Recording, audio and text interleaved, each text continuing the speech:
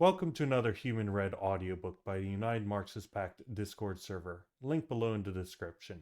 In this series, we continue our investigation into the initial construction, the organizational structure, and the principles and tactics of the form of worker organization capable of seizing political power and establishing the revolutionary proletarian dictatorship and communality, which can in turn produce the communist mode of production through the shared class interests of the workers of the entire world. Our goal is to compile, analyze, and elaborate on what all these texts have to say about this. At the end, have a strong understanding of the exact scientific process of it, especially in general terms. At the end of our readings as a whole, we'll try to put it all together and present it as a coherent whole in an educational video with associated notations. Today's reading will be Jacques Camatte's 1961 Origin and Function of the Party Form. We have a pre-written textual analysis on the terms of the aforementioned topics, which is also posted in the pinned comment if you prefer to read in text, or follow the link in the description to a read-only version of my Google Docs notes. This will summarize the contents of the text, but is no replacement for the actual reading itself for the sake of understanding the context and full content of the piece. In addition, in the reading I supply my own commentary, critiques, additions, etc., which may be helpful for understanding some particularities. I do not write down things that are repetitious or I feel are completely inapplicable, or in this case, in this piece, especially with the postscript, completely fucking stupid. And there's actually quite a lot of that in this, but particularly in the postscript. Okay, let's get right into it. The drive for the lower class to engage in class struggle comes from the alienation they feel from human nature, the community within the class society they are within, making the individual unable to see themselves in relation to their true community. Therefore, the political class party is needed to act as a form of organization in order to organize all the disparate proletarians into a group aimed at the appropriation of human nature, the true community. To do this, the party needs to prefigure itself as the form of the new human nature, the new human community, or Gamenwation, while also being able to defend itself from assaults of current society.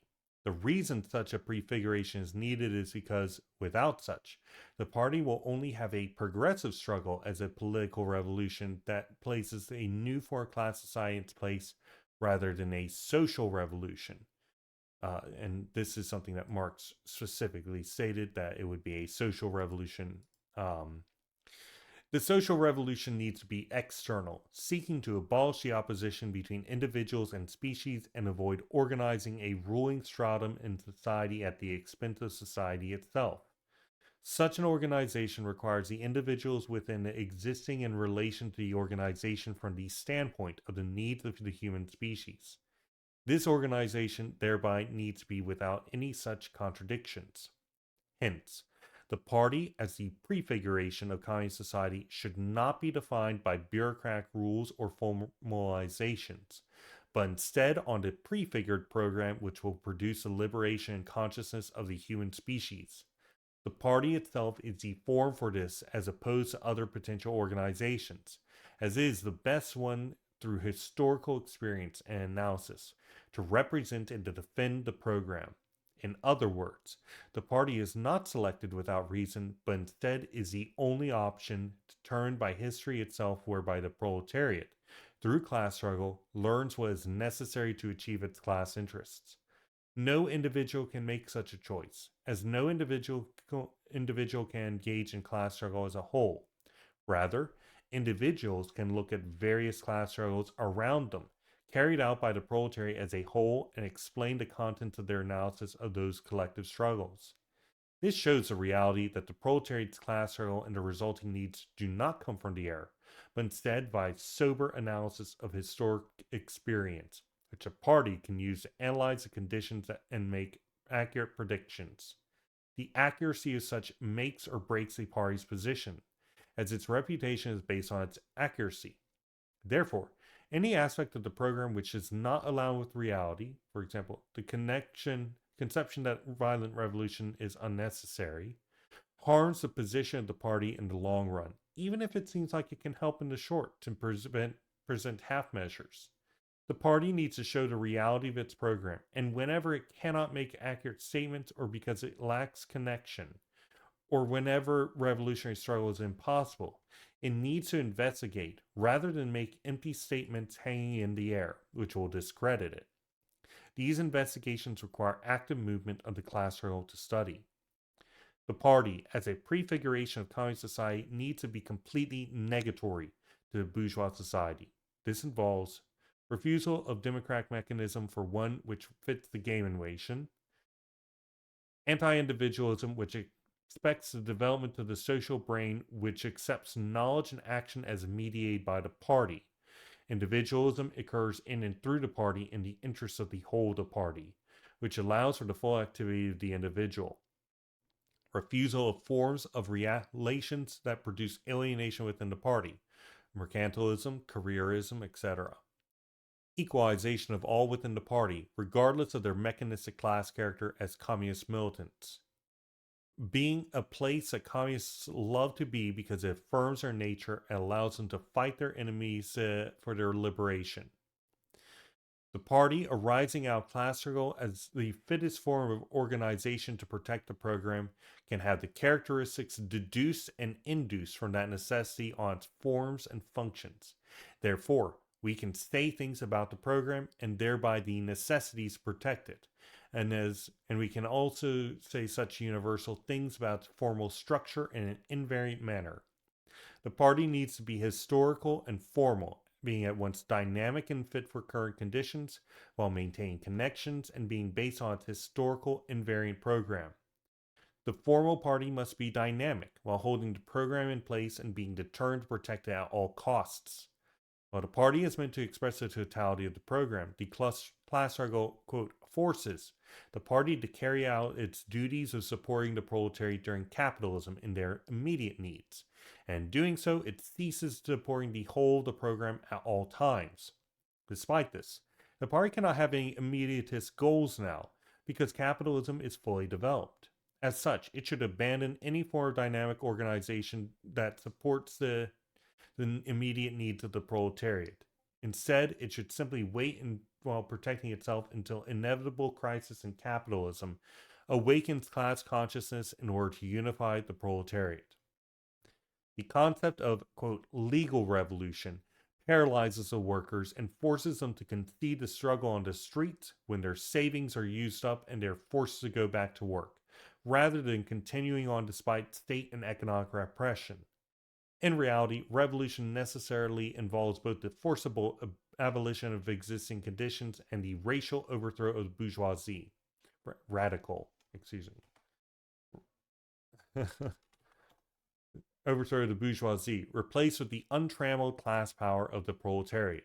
In addition, due to the internal contradictions of capitalism, revolution becomes an absolute necessity, and we should not have the leading position, and should we not have the leading position, the organ of the workers will be left behind and the struggle will fail as the proletariat loses its weapons. The most direct example of this currently is the climate crisis, where the metabolic rifts developments have rapidly reached a point where it is no longer a question of socialism or barbarism, but of communist revolution or extinction. Interest to rebel will be produced from the conditions necessarily within capital society, and those interests begin and carry through the revolution, producing principles. Therefore, the revolution itself, starting first from interests, is a social, not a political revolution.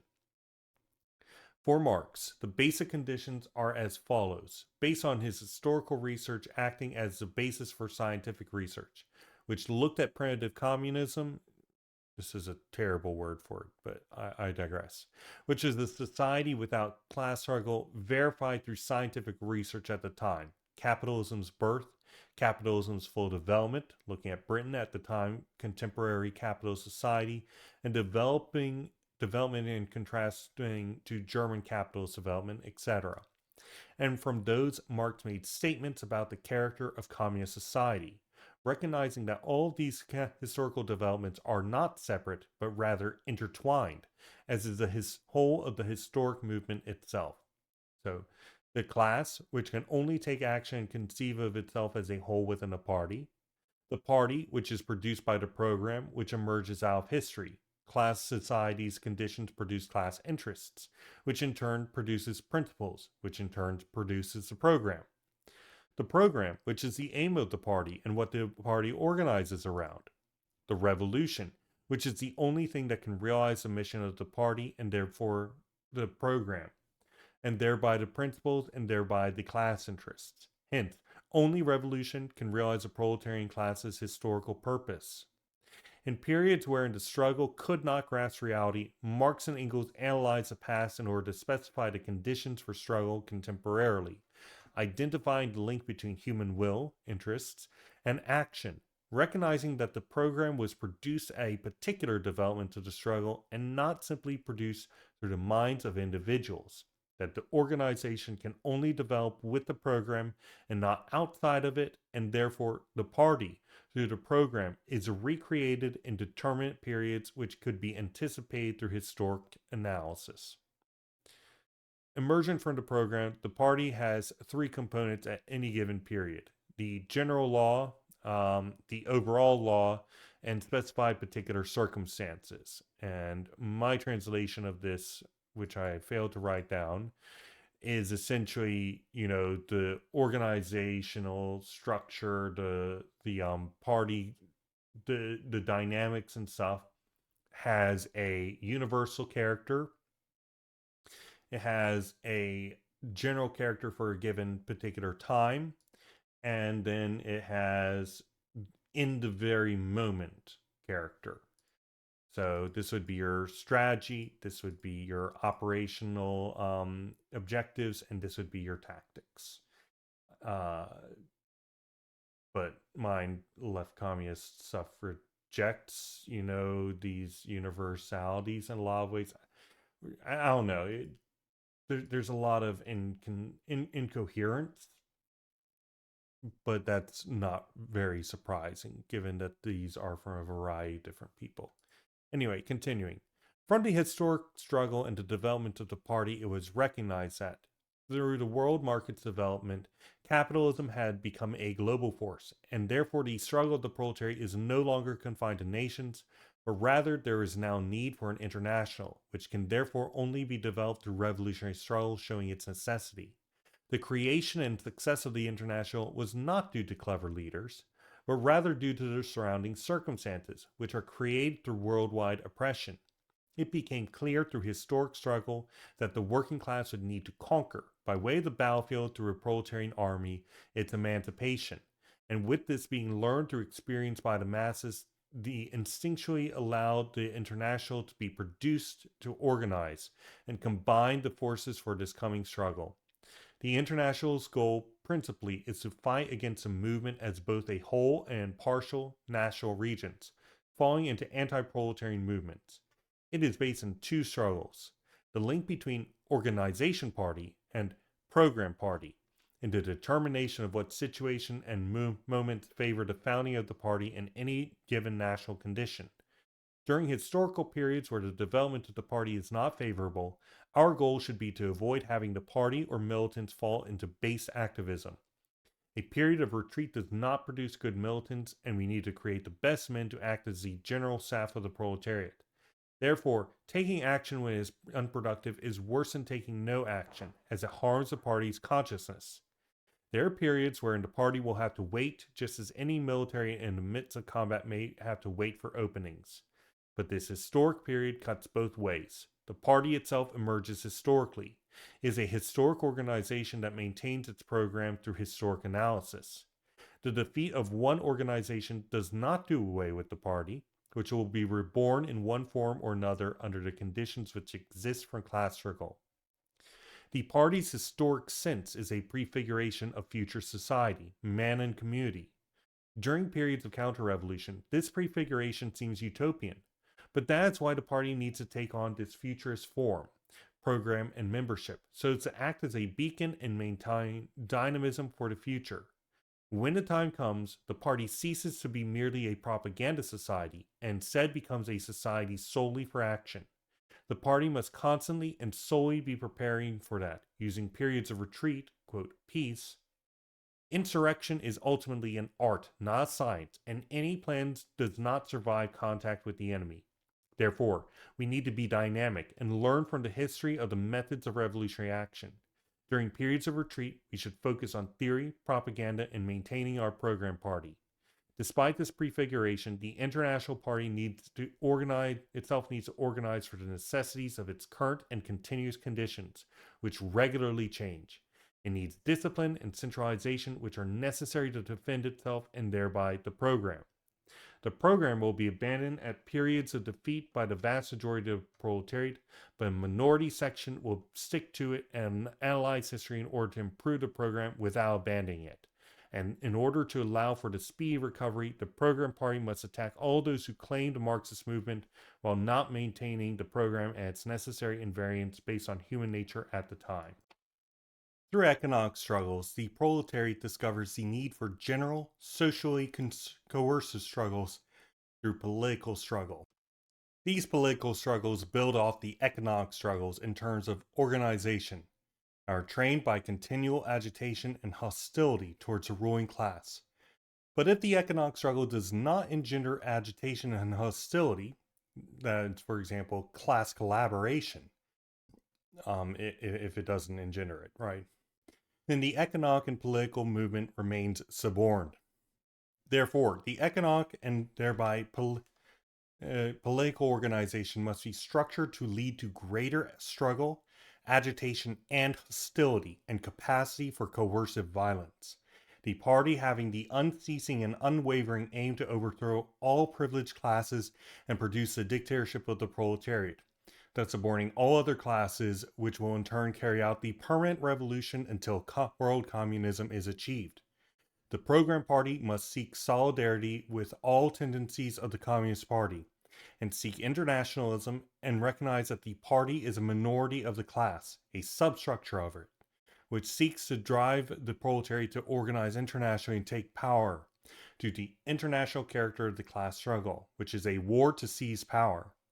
The reality that the class struggle is in fact a class war fought on all shores, in all regions, and within every household and social relation means that for the proletariat, what is ethical and whatever is whatever seizes power for them, and allows this class struggle to come to an end and liberate them.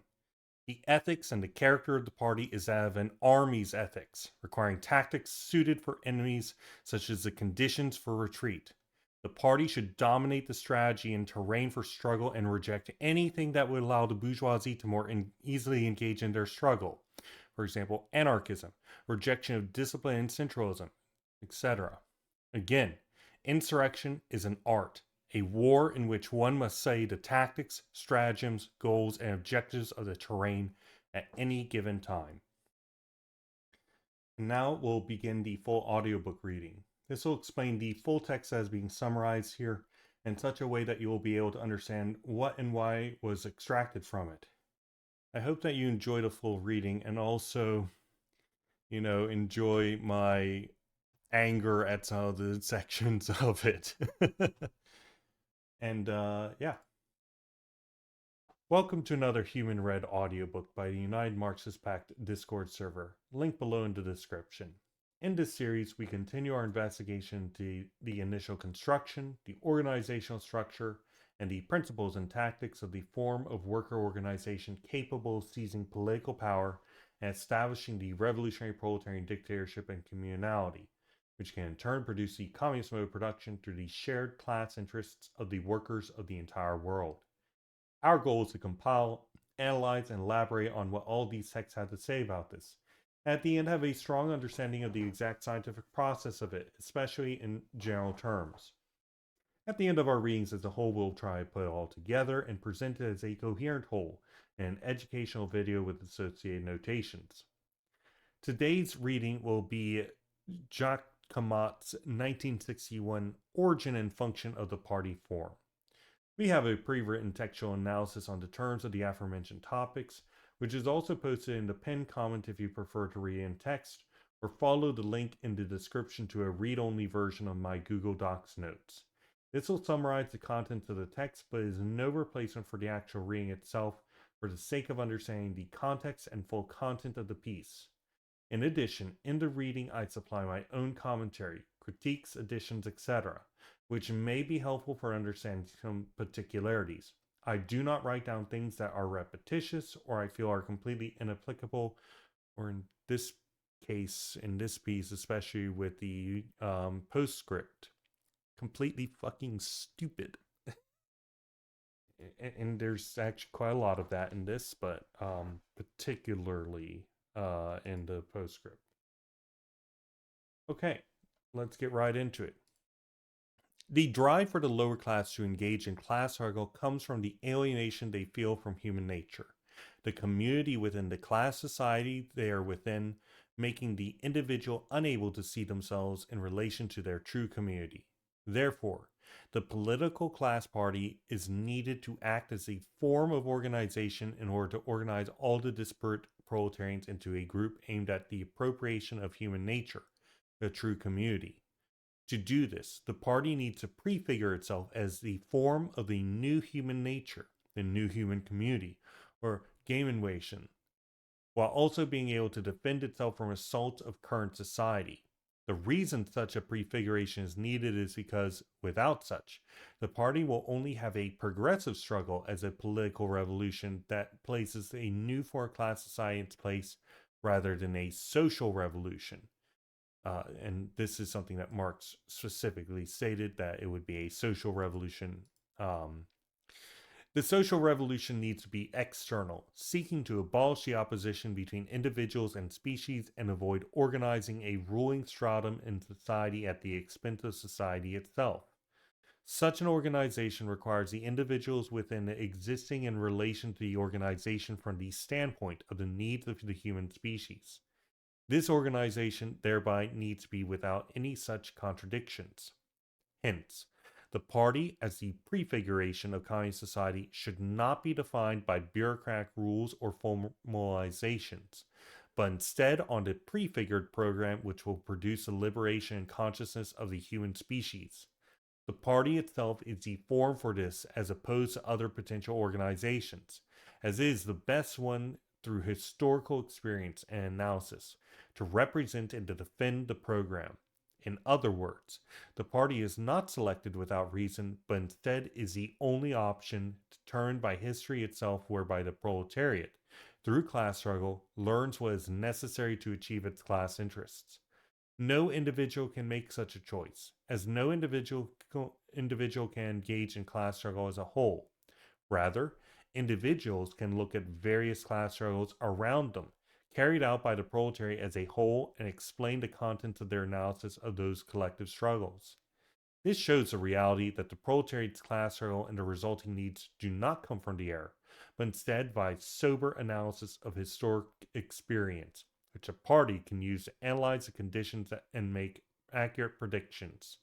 The accuracy of such makes or breaks a party's position, as its reputation is based on its accuracy. Therefore, any aspect of the program which is not aligned with reality, for example, the conception that violent revolution is unnecessary, harms the position of the party in the long run, even if it seems like it can help in the short to present half measures. The party needs to show the reality of its program, and whenever it cannot make accurate statements or because it lacks connection, or whenever revolutionary struggle is impossible, it needs to investigate rather than make empty statements hanging in the air, which will discredit it. These investigations require active movement of the class struggle to study. The party, as a prefiguration of communist society, needs to be completely negatory to the bourgeois society. This involves refusal of democratic mechanism for one which fits the Gamenwation, anti-individualism which expects the development of the social brain which accepts knowledge and action as mediated by the party. Individualism occurs in and through the party in the interests of the whole of the party, which allows for the full activity of the individual. Refusal of forms of relations that produce alienation within the party, mercantilism, careerism, etc. Equalization of all within the party, regardless of their mechanistic class character as communist militants. being a place that communists love to be because it affirms their nature and allows them to fight their enemies for their liberation. The party, arising out of class struggle as the fittest form of organization to protect the program, can have the characteristics deduced and induced from that necessity on its forms and functions.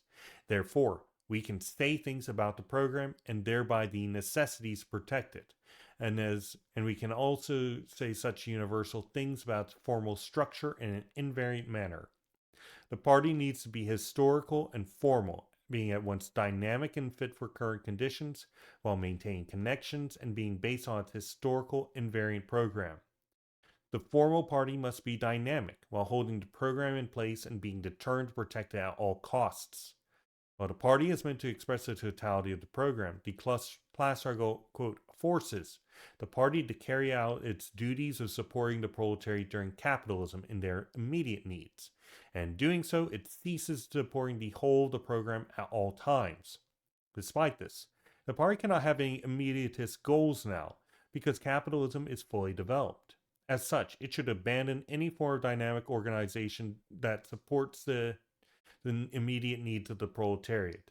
Instead, it should simply wait while protecting itself until inevitable crisis in capitalism awakens class consciousness in order to unify the proletariat.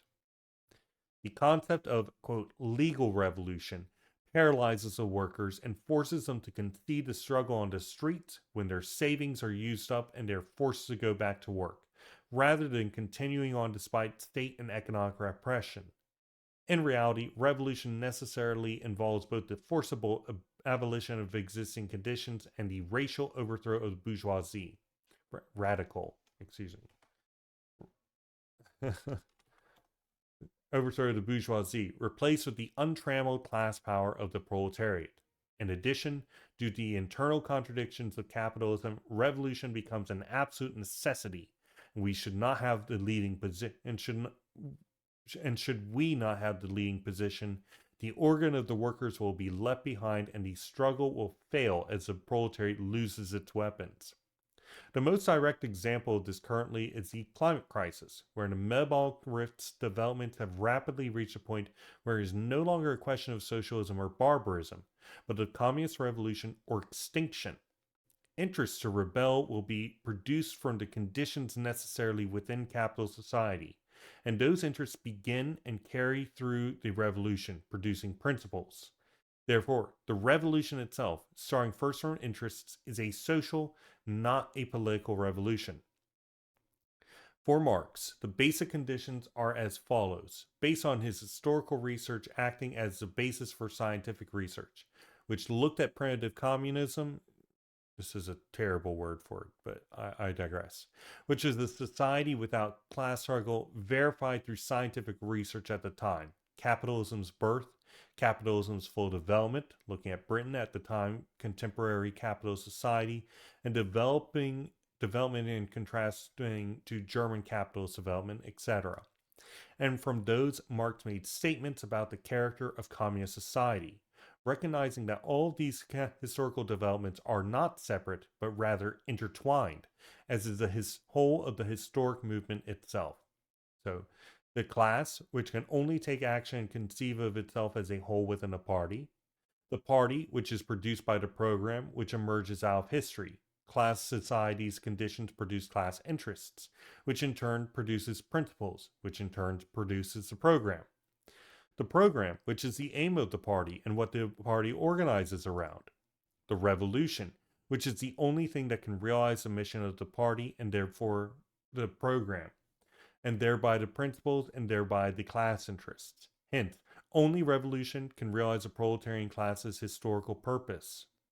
In periods wherein the struggle could not grasp reality, Marx and Engels analyzed the past in order to specify the conditions for struggle contemporarily, identifying the link between human will, interests, and action, recognizing that the program was produced at a particular development of the struggle and not simply produced through the minds of individuals, that the organization can only develop with the program and not outside of it, and therefore the party, through the program, is recreated in determinate periods which could be anticipated through historic analysis.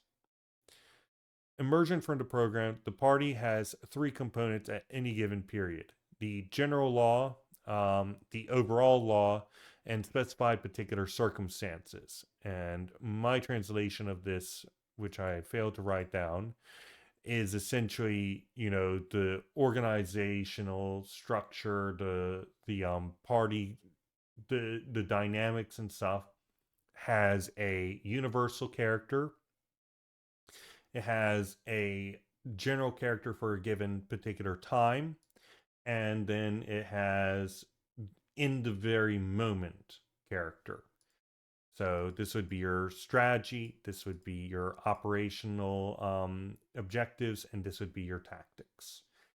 Uh, but mine left communist stuff rejects, these universalities in a lot of ways.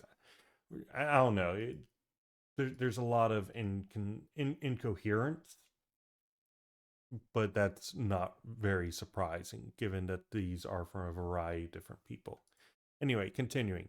From the historic struggle and the development of the party, it was recognized that through the world market's development, capitalism had become a global force, and therefore the struggle of the proletariat is no longer confined to nations, but rather there is now need for an international, which can therefore only be developed through revolutionary struggle, showing its necessity. The creation and success of the International was not due to clever leaders, but rather due to their surrounding circumstances, which are created through worldwide oppression. It became clear through historic struggle that the working class would need to conquer, by way of the battlefield through a proletarian army, its emancipation. And with this being learned through experience by the masses, the instinctually allowed the International to be produced to organize and combine the forces for this coming struggle.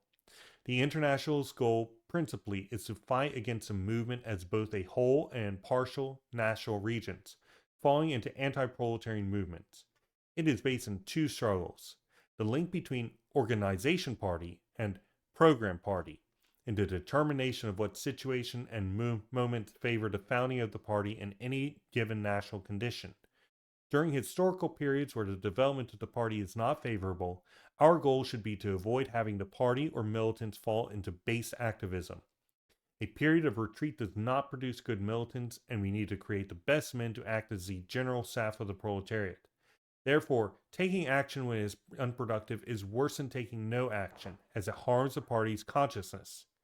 There are periods wherein the party will have to wait, just as any military in the midst of combat may have to wait for openings. But this historic period cuts both ways. The party itself emerges historically, is a historic organization that maintains its program through historic analysis. The defeat of one organization does not do away with the party, which will be reborn in one form or another under the conditions which exist from class struggle. The party's historic sense is a prefiguration of future society, man and community. During periods of counter-revolution, this prefiguration seems utopian, but that's why the party needs to take on this futurist form, program, and membership, so as to act as a beacon and maintain dynamism for the future. When the time comes, the party ceases to be merely a propaganda society and instead becomes a society solely for action. The party must constantly and solely be preparing for that, using periods of retreat, quote, peace. Insurrection is ultimately an art, not a science, and any plan does not survive contact with the enemy. Therefore, we need to be dynamic and learn from the history of the methods of revolutionary action. During periods of retreat, we should focus on theory, propaganda, and maintaining our program party. Despite this prefiguration, the International Party needs to organize for the necessities of its current and continuous conditions, which regularly change. It needs discipline and centralization, which are necessary to defend itself and thereby the program. The program will be abandoned at periods of defeat by the vast majority of the proletariat, but a minority section will stick to it and analyze history in order to improve the program without abandoning it. And in order to allow for the speedy recovery, the program party must attack all those who claim the Marxist movement while not maintaining the program and its necessary invariance based on human nature at the time. Through economic struggles, the proletariat discovers the need for general, socially coercive struggles through political struggle. These political struggles build off the economic struggles in terms of organization, are trained by continual agitation and hostility towards the ruling class. But if the economic struggle does not engender agitation and hostility, that's, for example, class collaboration, if it doesn't engender it, right, then the economic and political movement remains suborned. Therefore, the economic and thereby political organization must be structured to lead to greater struggle, agitation, and hostility, and capacity for coercive violence. The party having the unceasing and unwavering aim to overthrow all privileged classes and produce the dictatorship of the proletariat, thus suborning all other classes, which will in turn carry out the permanent revolution until world communism is achieved. The Program Party must seek solidarity with all tendencies of the Communist Party and seek internationalism and recognize that the party is a minority of the class, a substructure of it, which seeks to drive the proletariat to organize internationally and take power due to the international character of the class struggle, which is a war to seize power. The reality that the class struggle is in fact a class war fought on all shores, in all regions, and within every household and social relation means that for the proletariat what is ethical and whatever is whatever seizes power for them, and allows this class struggle to come to an end and liberate them. The ethics and the character of the party is that of an army's ethics, requiring tactics suited for enemies, such as the conditions for retreat. The party should dominate the strategy and terrain for struggle and reject anything that would allow the bourgeoisie to more easily engage in their struggle.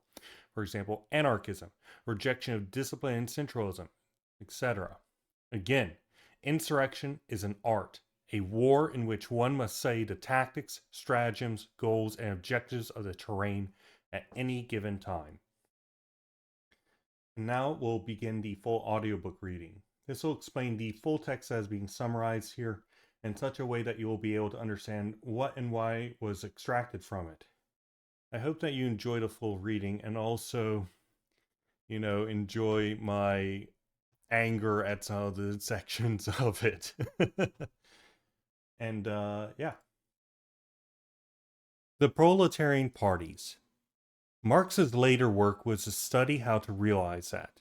That is why he went into a specific study of society and indicated the main feature of its transformation: property of the species, destruction of exchange, etc.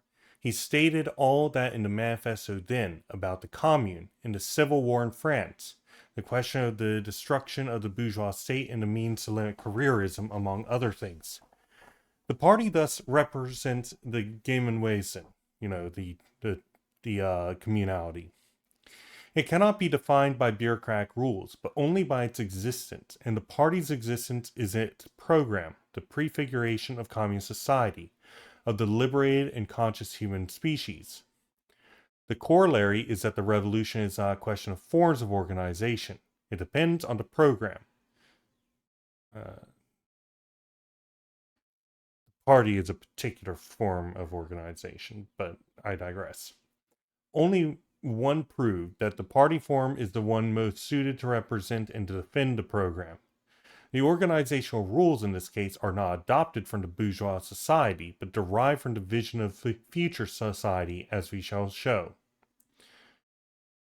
Marx derived the originality of the party from proletariat struggle. From the start, the proletariat manifested itself as a new Gemeinwesen. It manifested the goal it tended to, a society without private property, but with property of the species instead. So we're going to add this here after fixing its format. Okay, so the party is prefigured as the organizational structure that communism takes.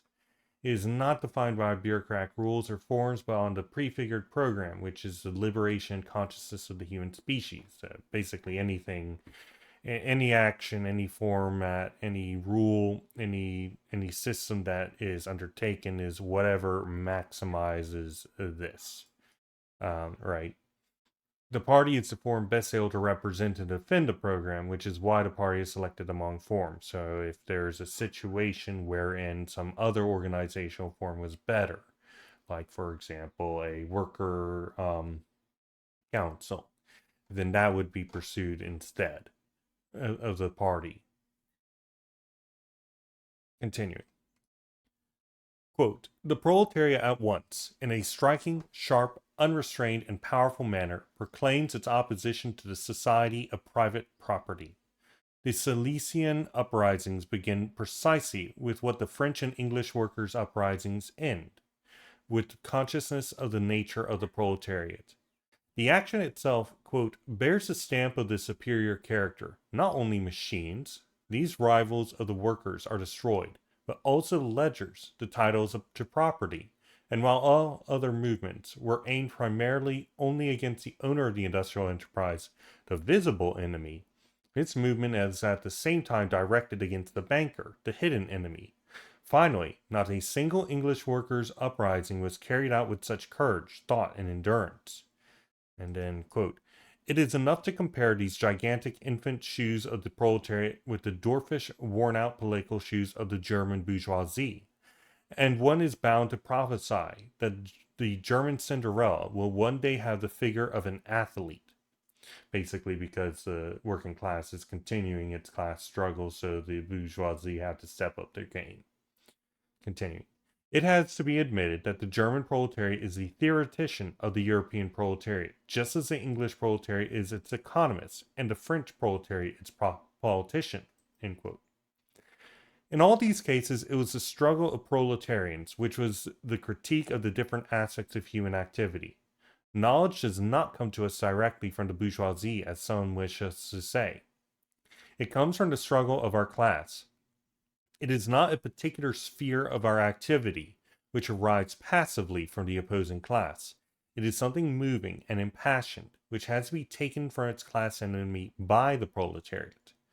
The young Marx is completely correct in writing that the ideas of communism, quote, which have conquered our intellect and taken possession of our minds, ideas to which reasons have fettered our consciousness, are chains from which one cannot flee oneself without a broken heart. They are demons, which human beings can vanish only by submitting to them. End quote. Marx had thus integrated three facts and retransmitted them to the proletariat in four theses forming the communist program. This was therefore born of struggle as the impersonal force above generations. Marx and Engels were the substrate of the first universal consciousness and transmitted it to us. Marx made clear from the start that the program was not an individual's product. That coincides with what we have often said, that the revolution will be anonymous or it will not be. But this goal, this liberation, is precisely the one that society tends towards as the liberation of the proletariat, is the liberation of humanity, a constant affirmation of Marxism. The program born in the struggle could only be affirmed by it. That leads us on to considering the conditions for the struggle against capital, thus conditions for the link between the proletarians and the program. We have to separate the periods of revolution and counter-revolution.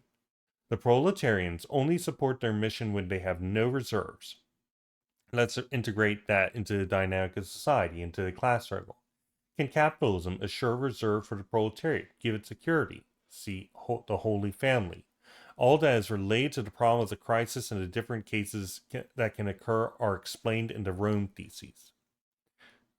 I'm going to add this right here. Well, we'll add this. Because it's really all saying the same thing multiple times over. But, okay. So, the proletariat through class struggle learns what is necessary to achieve its class interests.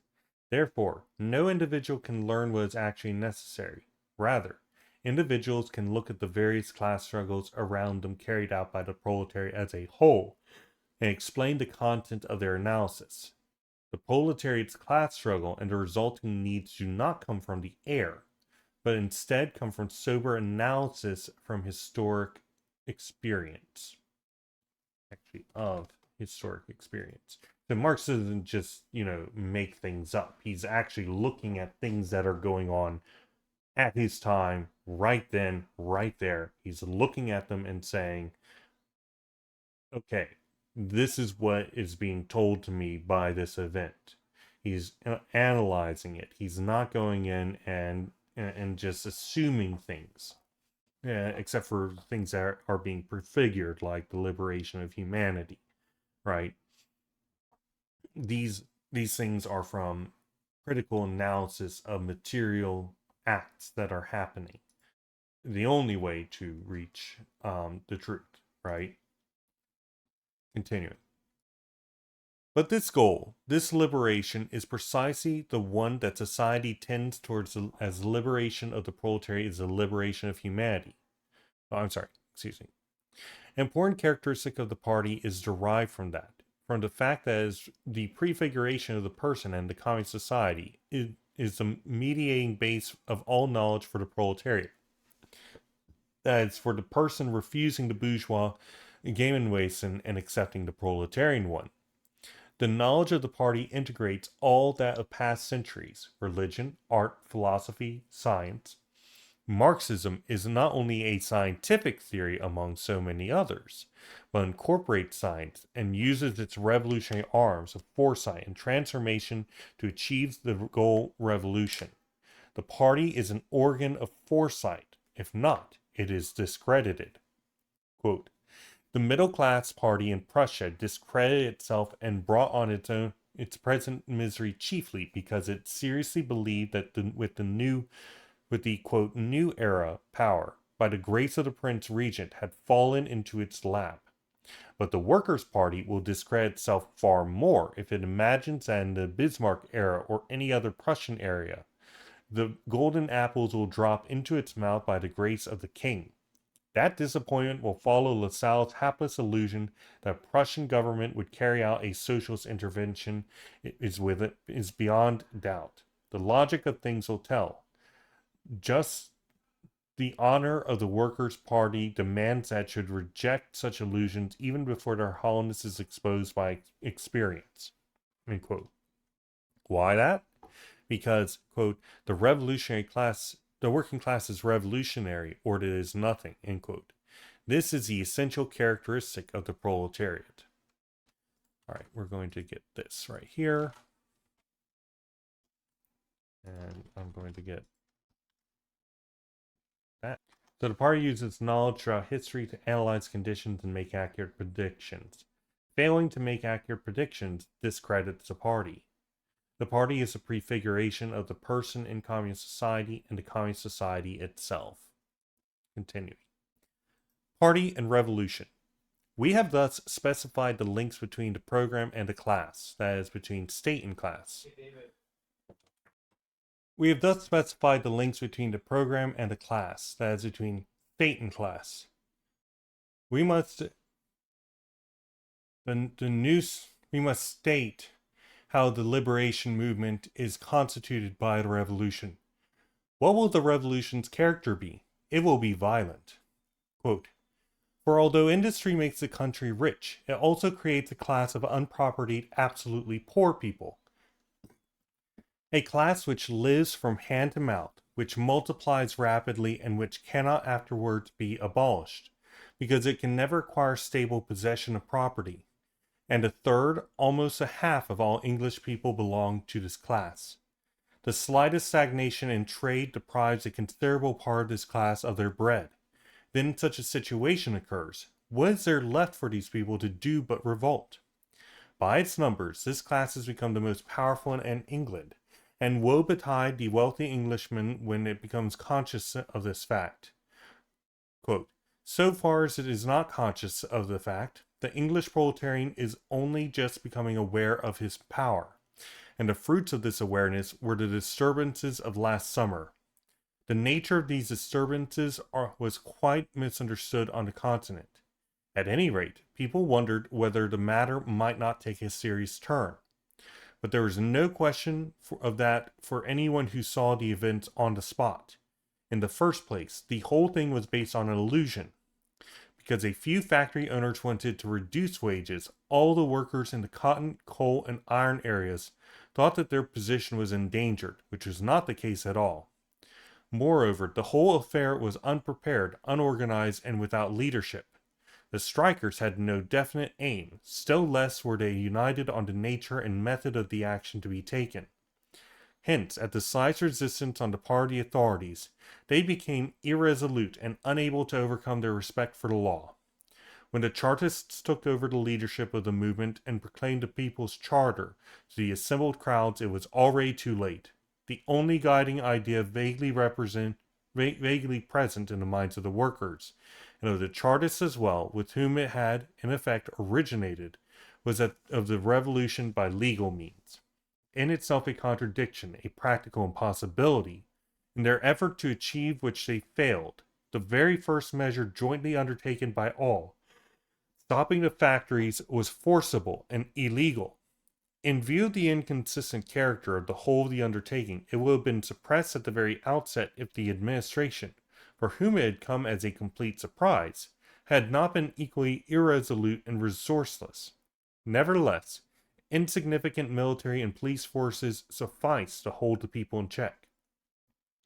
In Manchester, one saw thousands of workers trapped in the squares by 4 or 5 dragoons, each of whom blocked one of the exits. The, quote, legal revolution, end quote, had paralyzed everything. Thus, the whole thing fizzled out. Every worker returned to work as soon as his savings were used up and he had no more to eat.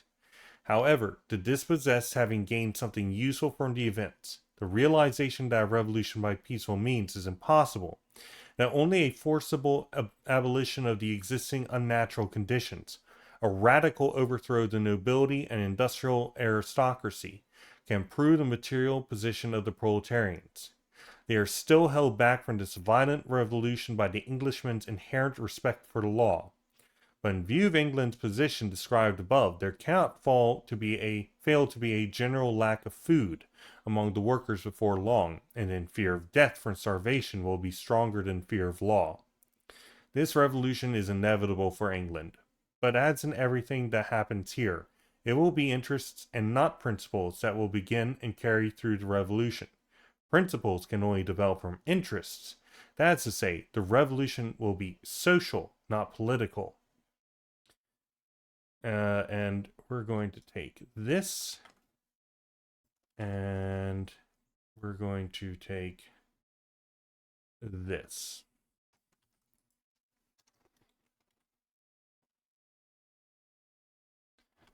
And put this here. So the program, through experience, must recognize that the revolution's character will be violent and illegal. Quote-unquote legal revolution paralyzes the workers and forces them to concede when their savings are used up and they have to go back to work. You see it all the time. Protests that people go out and then they protest until, they have to go home. And then they go home. And they feel like they've done something, but they haven't, right? It used to be a lot more clear that nothing happened. Now it's less clear, but it's becoming more clear. Then revolution necessarily involves forceful abolition of the existing conditions and radical overthrow of the bourgeoisie as a class. Eventually, conditions will result in the question of revolution or extinction, and thereby principles will develop. Interests will develop.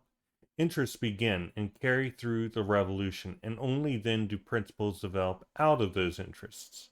Therefore, the revolution will be social, not political. Continuing. Here, Engels anticipated Marx's conclusions in the Paris Vorwärts articles. He also described magnificently the proletariat without the party. Unfortunately, the English proletariat was unable to separate itself from the bourgeois Gemeinwesen. On the contrary, a kind of alliance between the two classes came into existence to exploit the world. Quote, it is well known that in England parties coincide with social ranks and classes, that the Tories are identical with the aristocracy and the bigoted, strictly orthodox sections of the Church of England, that the Whigs consists of manufacturers, merchants, and dissenters, of the upper middle class as a whole, that the lower middle class constitute of the so-called quote-unquote radicals, and that finally, Chartism has its strength in the working men, the proletarians. Socialism does not form a closed political party, but on the whole it derives its supporters from the lower middle class and the proletarians. Thus, in England, the remarkable fact is seen that the lower the position of a class in society, the more quote unquote uneducated it is, in the usual sense of the word, the more closely it is connected with progress, and the greater is its future. In general, this is a feature of every revolutionary epoch, as is seen in particular in the religious revolution of which the outcome was Christianity. Quote, "Blessed are the poor. The wisdom of this world is foolishness," etc. But this portent of a great revolution has probably never been so clearly expressed and so sharply delineated as now in England. In Germany, the movement proceeds from the class which is not only educated, but even learned. End quote. Thus is answered the famous anarchizing question: have the masses to be educated to organize a revolution? Resulting from what we have just written is the proletariat only is that the proletariat only exists when it is revolutionary, when it has its aim and its program. It opposes the state, the human being, to bourgeois society. Otherwise, it is debased and its aim is bourgeois. It becomes something of the society. Then it no longer has life, as its life is revolution. See the quotes above. That's why the Communist Manifesto states, quote, "Political power, properly so called, is merely the organized power of one class for oppressing another. If the proletariat during its contest with the bourgeoisie is compelled, by the force of circumstances, to organize itself as a class by means of a revolution, it makes itself the ruling class, and, as such, sweeps away by force the old conditions of production. Then it will, along with these conditions, have swept away the conditions for the existence of class antagonisms and of classes generally, and will thereby have abolished its own supremacy as a class." End quote. Class, party, program, and revolution, all that is specified. The class does not act, and thus does not exist outside what is formed as a party. Characterize its program, which is its aim. The party can only realize its mission through a revolution. Marx and Engels did not content themselves with an intuition.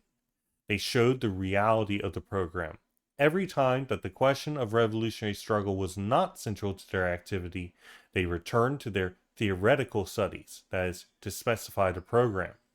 They discovered the general law, the overall law, and after specified the particular ones. These studies were not only an enrichment, but also a potential reinforcement. They performed then, while in contact with the proletariat struggle, questions of the state and the commune. See Lenin's explanation in The State and Revolution. These studies allowed the specification of the description of communist society, and so the modes for attaining it too. By extrapolation into the past, they specified the evolution of human society, indications of a society with no class struggle, primitive communism. An extrapolation verified during the publication of Morgan's works, thus losing the nature of an extrapolation, well used by Engels and Marx. It is thus that one views the latter works on capital. One can state that there are three essential moments here: that of capital's birth, that of fully developed capital, and finally the one of communist society. To unveil the historical movement in its real becoming, Marx opposed them without noting that he went from one to the other. This is why it was so easy for Stalinists to theorize that capital gave no indication of communist society.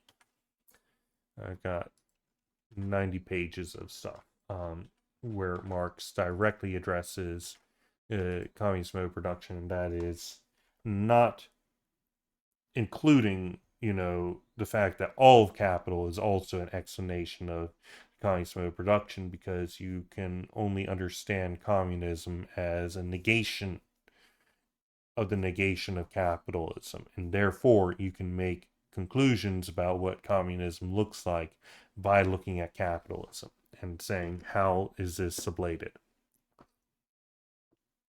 So for Marx, the basic conditions are: class only acts and exists in a party. Party is characterized by the program. Program is the aim of the party, and revolution is the only thing that can realize the mission of the party and thereby class. And then we're also going to get this as well.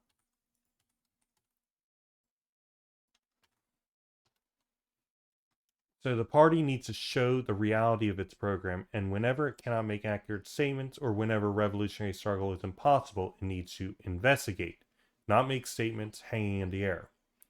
The party needs the general law, the overall law, and specified particular circumstances. The investigations require active movement of the class struggle to study. Marx's studies looked at history as the basis for scientific research. Primitive communism, a society without class struggle, verified through scientific research at the time. Capitalism's birth. Capitalism's full development. And then finally, from that, Marx made statements of the character of communist society. These are not separate but intertwined, as is the historical movement of all society, right? The negation, right? The dialect. Continuing. The tormented cycle of the world party. As an historical product, the program could only, quote, be born in the proletarian struggle. Marx and Engels had to reveal it to the working class and humanity in 1848 with the Communist Manifesto. They had to explain it clearly in the IWMA rules. Now it is an International Working Men's Association rules.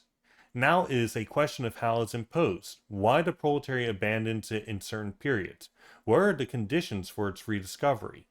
That is the question of the formation of the party, the question of its reconstruction resolved at Naples and Rome meetings of 1951. The first phase of the workers' movement was the sectarian phase. Quote, the first phase in the struggle of the proletariat against the bourgeoisie is marked by sectarianism. This is because the proletariat has not yet reached a stage of being sufficiently developed to act as a class. Individual thinkers provide a critique of social antagonisms and put forward fantastic solutions which the mass of workers can only accept, pass on, and put into practice. By their very nature, the sects established by these initiators are absentitionists, strangers to all genuine action, to politics, to strikes, to coalitions, in brief, to any unified movement. The mass of the proletariat always remains unmoved by, if not hostile to, their propaganda, because they don't respect them. Nobody respects people that come a day late to the revolution, right? Anyway, the workers of Paris and Lyons did not want the Saint-Simonians, Fourierists, or Icarians, any more than the Chartists and trade unionists of England wanted the Owenists. These were the utopian socialists, by the way. Saint-Simon, Fourierists, Owenists. I don't know who the Icarians are, but given the list, I assume that this guy is also utopian. Continuing. All these sects, though at first they provided an impetus to the movement, became an obstacle to it once it had moved further forward. They had then become reactionary, as witnessed the sects in France and England, and more recently the Lassallians in Germany who, having for years hampered the organization of the proletariat, have finally become nothing less than the tools of the police. In fact, we have here the proletarian movement still in its infancy, comparable perhaps to a time when astrology and alchemy were the infancy of science. For the founding of the International to become a possibility, the proletariat has to develop further. Quote, in comparison with the fantastic and mutually antagonistic organizations of the sects, the International is a real and militant organization of the proletarian class in every country, linked together in a common struggle against the capitalists, the landowners, and their class power organized in the state. End quote. All this period corresponded to that of the post-1815 counter-revolution and saw the greatest development of secret societies.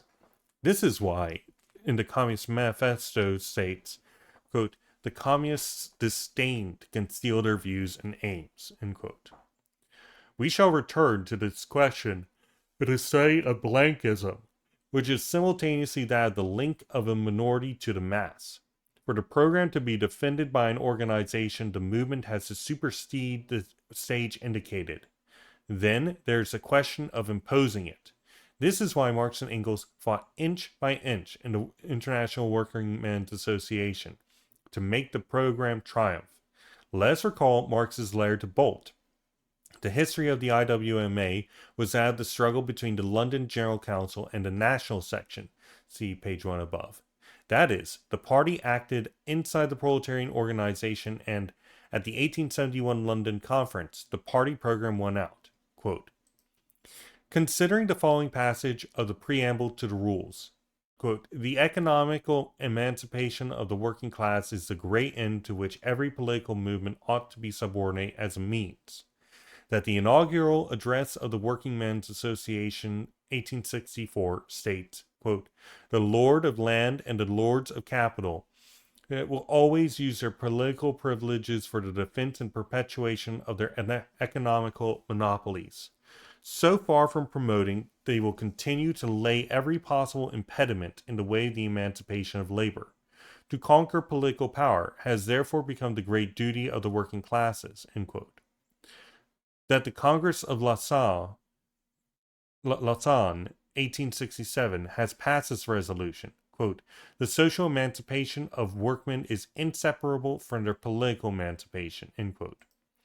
Quote, that the declaration of the General Council relative to the pretended plot of the French internationalists on the eve of the plebiscite 1870 says, quote, certainly by the tenor of our statutes, all our branches in England, on the continent, and in America have the special mission not only to serve as centers for the militant organizations of the working class, but also to support, in their respective countries, every political movement lending towards the accomplishment of our ultimate end, the economical emancipation of the working class, end quote. That false translations of the original statutes have given rise to various interpretations, which were mischievous to the development and action of the IWMA.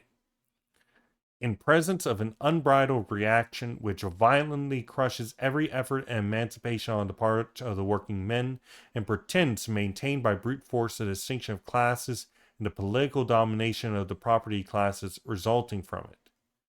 Considering that against this collective power of the property classes, the working class cannot act as a class except by constituting itself into a political party, distinct from and opposed to all old parties formed by the property classes. That this constitution of the working class into a political party is indispensable in order to ensure the triumph of the social revolution and its ultimate end, the abolition of classes. That the combination of forces which the working class has already affected by its economical struggles ought at the same time to serve as a lever for its struggles against the political power of landlords and capitalists. The conference recalls to the members of the International that in the militant state of the working class, its economical movement and its political action are indissolubly united. End quote.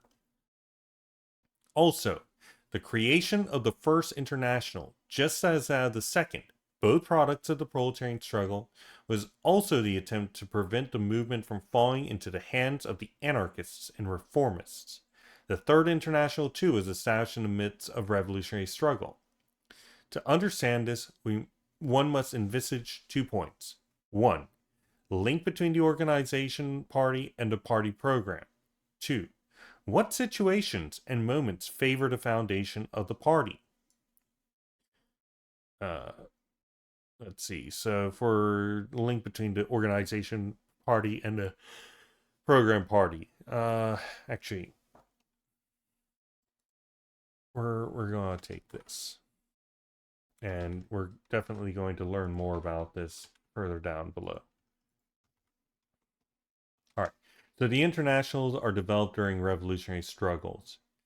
They maintain attempts to fight against the movement falling into anti-proletarian forces. The international is based in 2 forms, or on 2 struggles. Let's put it that way.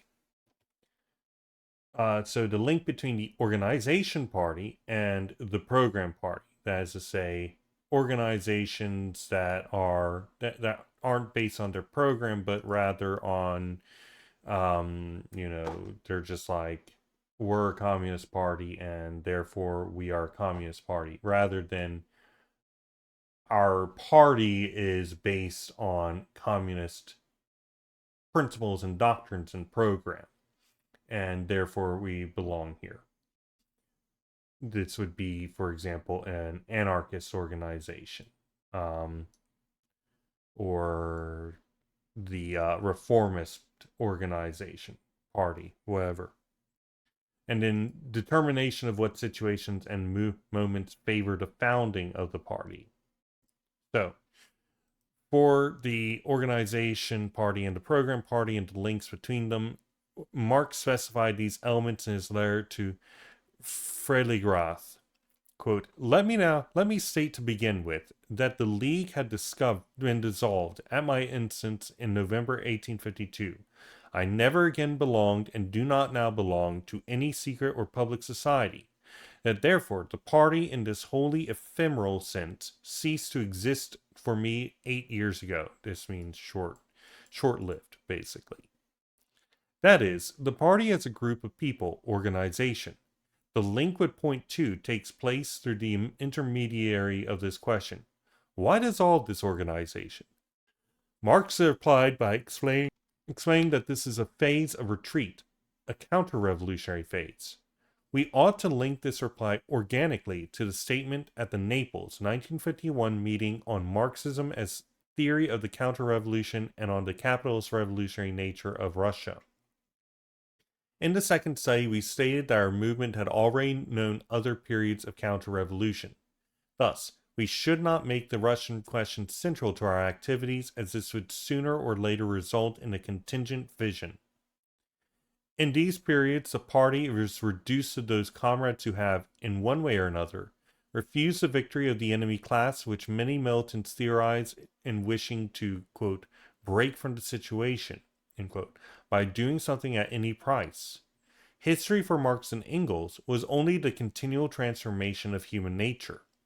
A period of retreat cannot create good militants. Those remaining have to be protected from the world's corruption, which is not easy. Quote, can one escape dirt in ordinary bourgeois intercourse or trade? Precisely there it has its natural abode. Quote, the honest villainy or villainous honesty of solvent morality I do not set one iota higher than the irrespectable villainy by which neither the first Christian communities, nor the Jacobin Club, nor our erstwhile League was entirely unbesmirched. The only thing is that in bourgeois intercourse one becomes accustomed to being dead in all sense of respectable villainy or villainous respectability. End quote. No utopia about man, so no activism.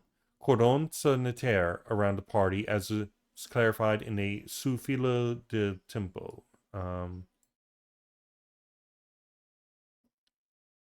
What does this mean?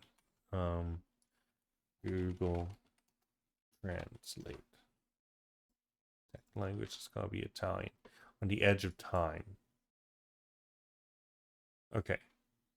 This retreats from action, and the thought-out will to refuse action on the bourgeois field when that of autonomous proletariat is no longer possible caused Marx to be, quote, several times bitterly attacked, if not by name, then by clear allusion for this, quote, unquote, inactivity, end quote.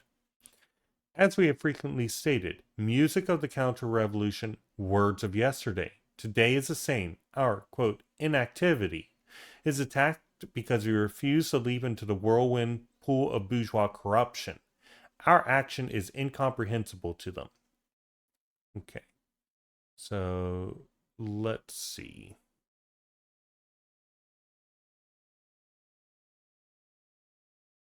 Okay, we're going to add this.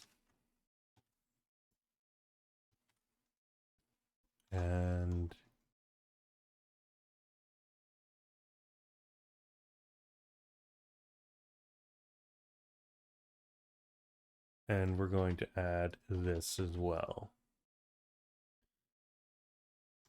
Dot, dot, dot.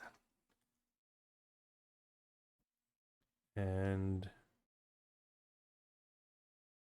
you know, sure, we'll add this too, just to be certain that we have everything coherent in the notes. Okay. So during historical periods where the development of the party is not favorable, our goal should be to avoid having the party or the militants within it fall into base activism. That is, going out and taking action without, conditions being right. A period of retreat does not produce good militants, and we need to create the best men. Therefore, taking action when it is unproductive is worse than taking no action, as it harms the party's consciousness. So I'm of two minds about this. Again, I think that if you're not on everybody's lips, if you're not out there, if you're not taking action, then your wheels are not even spinning. They're not even on the ground. You're kind of lying in bed at home and doing nothing, and um, it's worse than posting on social media and just hoping that somebody will eventually come to the conclusion that you doing nothing is the best act. You know, I don't disagree with the people attacking Marx for inactivity, and in fact, I think this whole thing about if the party is doing action that isn't just right, then it's going to corrupt it or something like that. I think that's hogwash. I really do. I think that there's something to say that if you codify it and systematize it, then that will absolutely go in and do that. But the entire point is to create an incredibly dynamic party that responds to conditions, right? One that is not held to only being able to do some rote tasks at any given time and thereby gets left behind by the movements of the people, um, because they're still publishing stuff talking about things that the people had come to a conclusion to on their own 2 months ago, and the revolution is upon the working class, and the party's still not stepping up to the plate. The people are like, who the hell are you? you know that's the exact sort of thing that we need to avoid, and it's happened multiple times in the past. But you know the conception that the party can't dirty itself, and that if your militants are out and about doing stuff during periods of retreat, then it's going to corrupt them or something like that. No, if your party is supposedly capable of going in and getting rid of bourgeois elements of the people that are entering into the party and staying in there, then it should be able to handle that. If the party is going in and it's getting access to money, for example, from uh, from sources like worker cooperatives, which is something that Lenin was an advocacy of, to get money and resources from all sorts of different areas, then you just need to create systems which are able to absorb and get rid of all the poor results out of, rather than saying, no, we're not going to do any of it. That's not how that works. Quite the opposite. If anything is going to make it so you can't be dynamic, it is separating yourself out from society and separating yourself from the active movements of the people. To be fair, this does talk a lot about, not this, but previous works talk a lot about the needs to get involved in the immediate actions of the people on the ground, the immediate economic stuff. But how much of that do we actually see happening? And I'm going to go out on a limb and say not very much. Anyway, continuing. Why the party never disappeared. Marx specified the life of the party after stating this, quote, the League, just like the Société des Saisons in Paris, and like 100 other societies, was only an episode in the history of the party, which is growing everywhere spontaneously, naturwüchsig, from the soil of modern society. End quote. The formation of the organization is a product of the antagonisms of the society. If the class has been beaten, if its organ of struggle has lost its revolutionary character by rejecting the program, or if it has been destroyed during an armed struggle, a new organization will reappear spontaneously. The social contracts will lead to an explosion on the historical scene. The party will reappear. Basically, the party is produced out of the struggle, right? It just will naturally be created as a response to the class struggle. Continuing. The party is not just this differential notion then, it's organization whose life somehow depends on class struggle. What is the integral notion? These are math terms, which I'm unfamiliar with. Continuing. Quote, I've also tried to clear up a misunderstanding that when I refer to the party, I mean an organization which died 8 years ago, or an editorial board which broke up 12 years ago. When I refer to the party, I do so in an historical sense, end quote. That is, the prefiguration of future society, prefiguration of man, the human being which is the real continuation of man. It is the attachment to this being which appears to be negated in the periods of counter-revolution, just as a revolution now seems to be a utopia to everyone, that allows us to resist.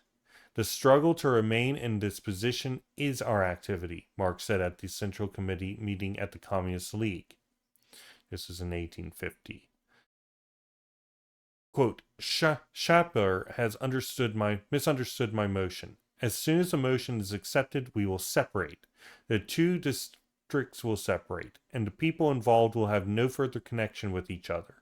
They will be in the same league, however, and under the same central committee. You will even retain the great mass of the league membership. As far as personal sacrifices are concerned, I have made as many as anyone else, but they have been for the class and not for individual people. As for enthusiasm, there is not much enthusiasm involved in belonging to a party which you believe will become the government. I have always resisted the momentary opinion of the proletariat. We are devoted to a party which will do best not to assume power just now. Louis Blanc provides the best example of what happens when a party is assumed when power is assumed prematurely. End quote. So let's see.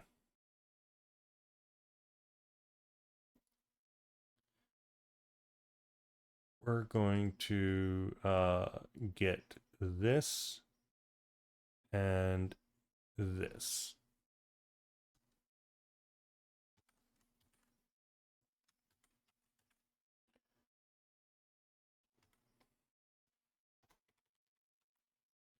Okay. So the party emerges historically as the most effective weapon of the proletariat to maintain its program, right? So a standing army is simply the most effective way within bourgeois society to defend oneself. Even if a country's standing army was absolutely crushed and then, it regained itself, it would produce another standing army, even if everybody forgot about the existence of it. Because it's like, this is the most effective form for warfare.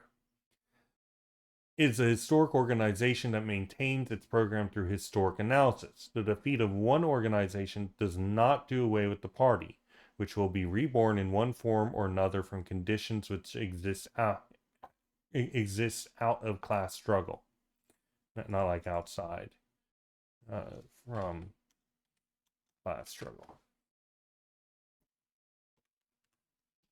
The party's historical sense is a prefiguration of future society, man, and community. During periods of counter-revolution, this prefiguration seems utopian, but that is why the party needs to take on this futurist form and program and membership to act as a beacon and maintain dynamism for the future. Continuing. More generally, this question is linked to that of knowing under what conditions one can undertake action. What is the link between this and consciousness? We shall elaborate on this, but first let's remark that the act of uselessly dissipating energy in periods of retreat, merging the historical encounter between the proletarian organization and its internal program. Quote, such events are, however, maturing in Russia, where the vanguard of the revolution will engage in battle. This and its inevitable impact on Germany is what one must, in our opinion, wait for. And then will come time for a grand demonstration and the establishment of an official, formal international, which simply can no longer be a mere propaganda society, but only a society for action. We are therefore decidedly of the opinion that such an excellent means of combat should not be weakened by wearing it away and using it up at a time when things are still comparatively quiet, when we are only on the eve of the revolution. End quote. All Marxists agree on this last point. One only has to recall Lenin's and the Bolshevik Party's struggle, that of Trotsky and the whole work of the left to clarify that, for us, insurrection is an art. What occurs in periods of revolution, as in those of retreat, is the continuity of our being, the affirmation of our party program in its historical sense. Okay, we'll grab this entire section.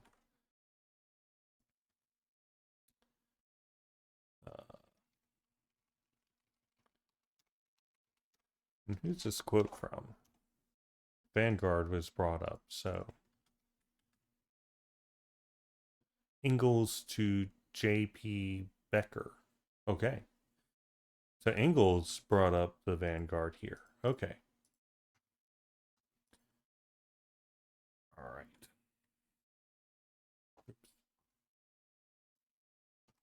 So we do not want the party's energies to be used up doing fruitless acts, particularly during retreat.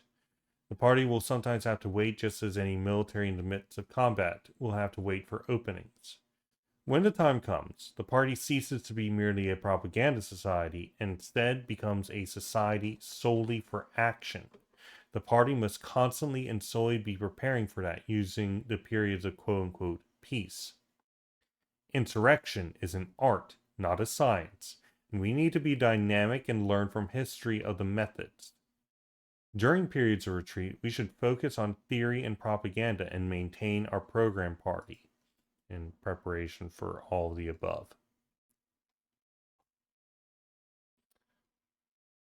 Rejection of anarchism to save the program. Marx and Engels struggled in the International Working Men's Association to make the program, not their personal ideology, the narrow vision of the anarchists and all our enemies, victorious. The sticking point was not the final version. Everyone wanted communism, even the bourgeoisie. See Lenin on this. But on the means for attaining it, on the, quote, tool for liberation, the dictatorship of the proletariat. The support for this characterizes Marxists' letter to be, quote, unreadable. Let us recall the movement. The class acts only when it constitutes itself in a party representing its interests and thus, owing to this class's characteristics, those of all humanity. The party seizes power, destroys the bourgeois state, sets itself up as the ruling class, thus has the state which no longer has a political but a social function, hence arriving at the human nature, which is the real gamation of man. The destruction of classes as the condito sine qua non, the condition, the necessary condition, I think, but I confirm, Google Translate. Detect language. Condition not. I think it's the necessary condition. This is a basic rub with Bakunin. Okay, so this stuff will go in our discussion on the dictatorship of the proletariat. So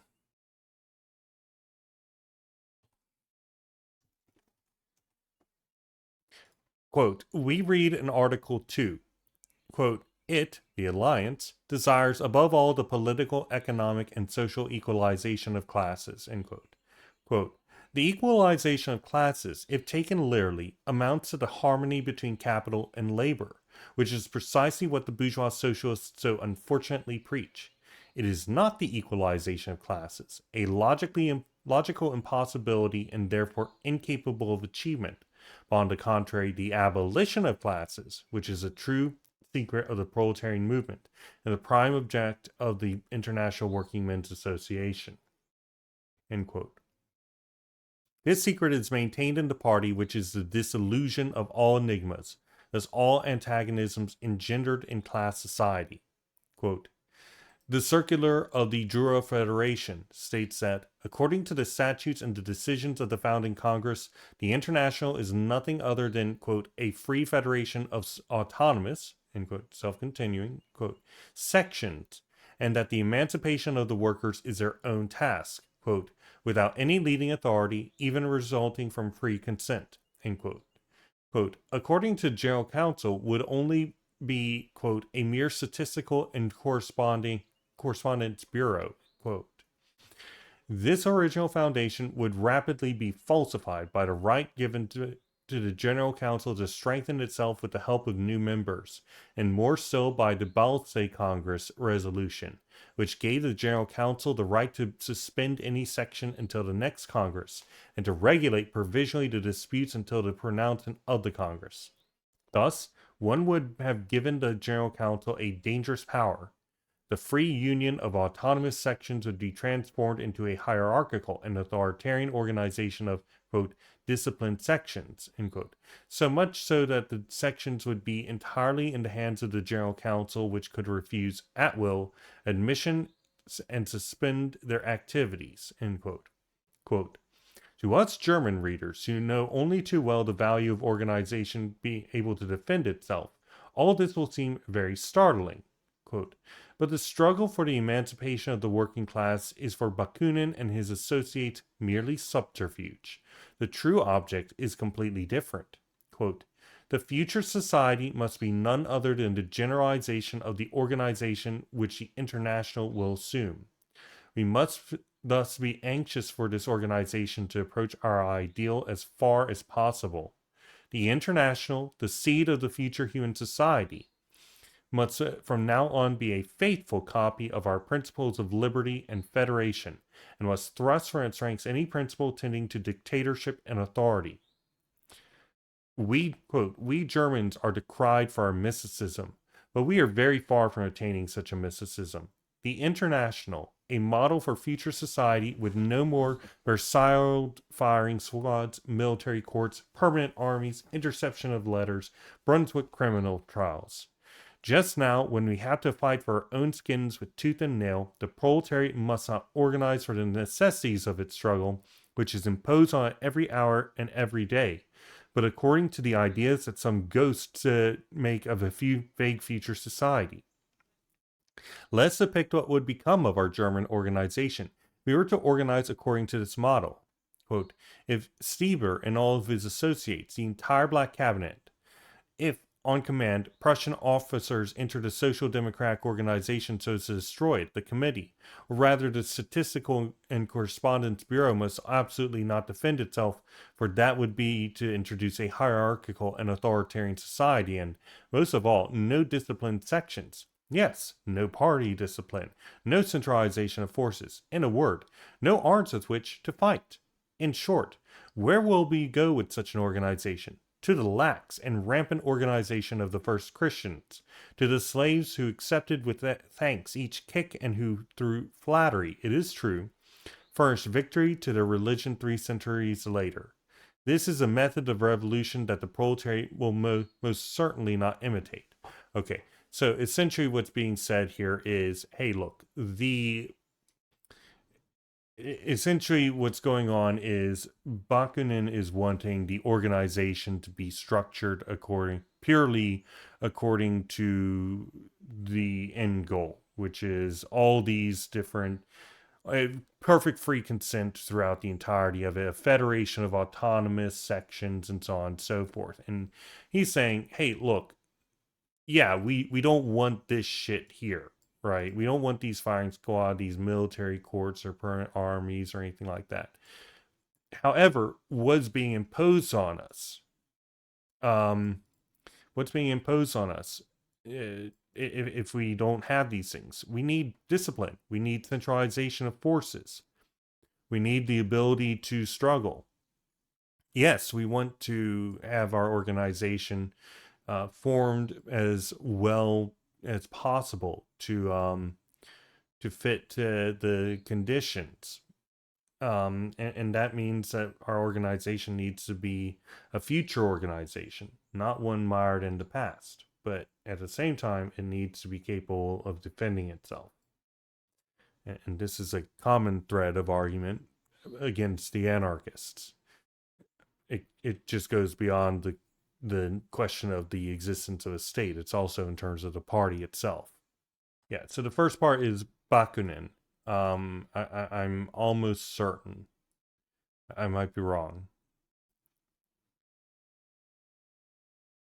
It doesn't actually tell.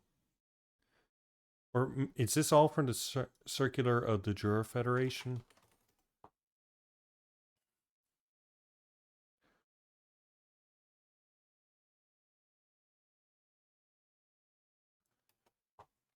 Arts.org. Oh, no. Okay, so the Sunvilliers circulars in 1871 anti-authoritarian treaties by the Jura Federation, a breakaway faction of the First International, which I suppose is probably Bakunin. This right here is Engels, if we go down. So this is Engels' response to this conception. So we're going to add this to the to our notes after putting it correctly, and then we're going to say Engels. Okay. All right. So the international needs to organize for the necessity of its current and continuous conditions and needs discipline and centralization. Without these, it lacks the ability to defend itself. Okay, back to text. The different phases in the life of the party, I believe. We can now specify the life of the party. 1. Phase of sects. 2. Development of the party in 1840 to 1848. 3. Period of retreat beginning in 1850. It was preferable to dissolve the league because of what we have just said, and because the moment of the party to seize power had not then arrived. The class had been beaten, and that would be, in this case, the class struggle in France, the Paris Commune. It got defeated, and then all the various capitalist powers got together and just absolutely fucking wrecked face of the various workers' movements that were going on because they saw the threat in its full glory. Quote, if, then, we have been beaten, we have nothing else to do but to begin again from the beginning. And fortunately, and the probably very short interval of rest, which is allowed us between the close of the first and beginning of the second act of the movement, gives us time for a very necessary piece of work. The study of the causes that necessitated both the latter outbreak and its defeat, causes that are not to be sought for in the accidental efforts, talents, faults, errors, or treacheries of some of the leaders, but in the general social state of the leaders, but in the general social state and conditions of existence of each of the convulsed nations. End quote. And that is from, I should probably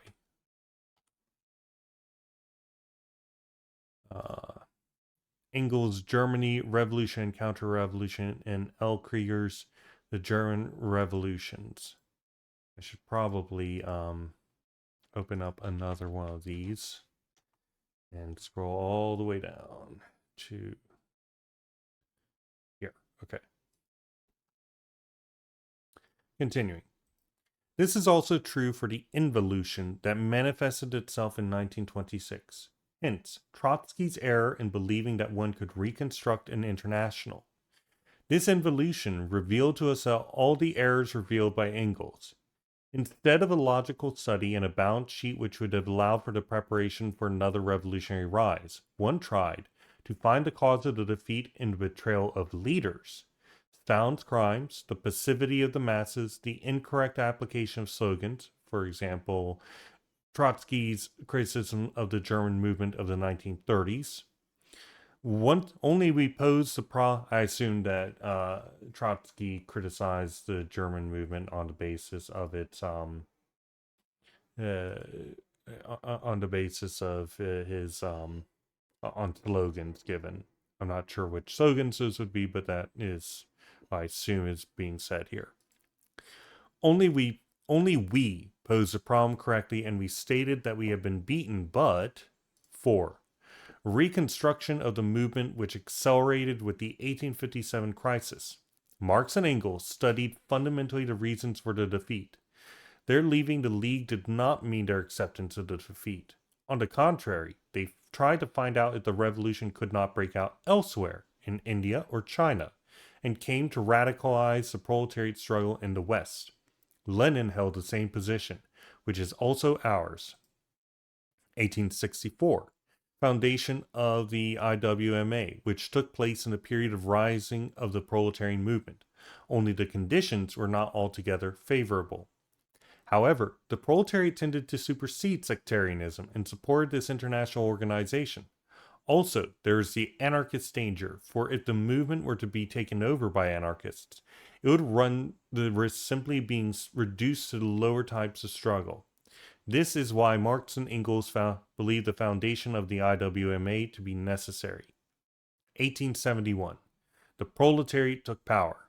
The characteristics of the commune will be analyzed in the study of the French workers' movement and on the military question. In any case, the class was beaten internationally. So we have notes on that in our readings on the dictatorship of the proletariat.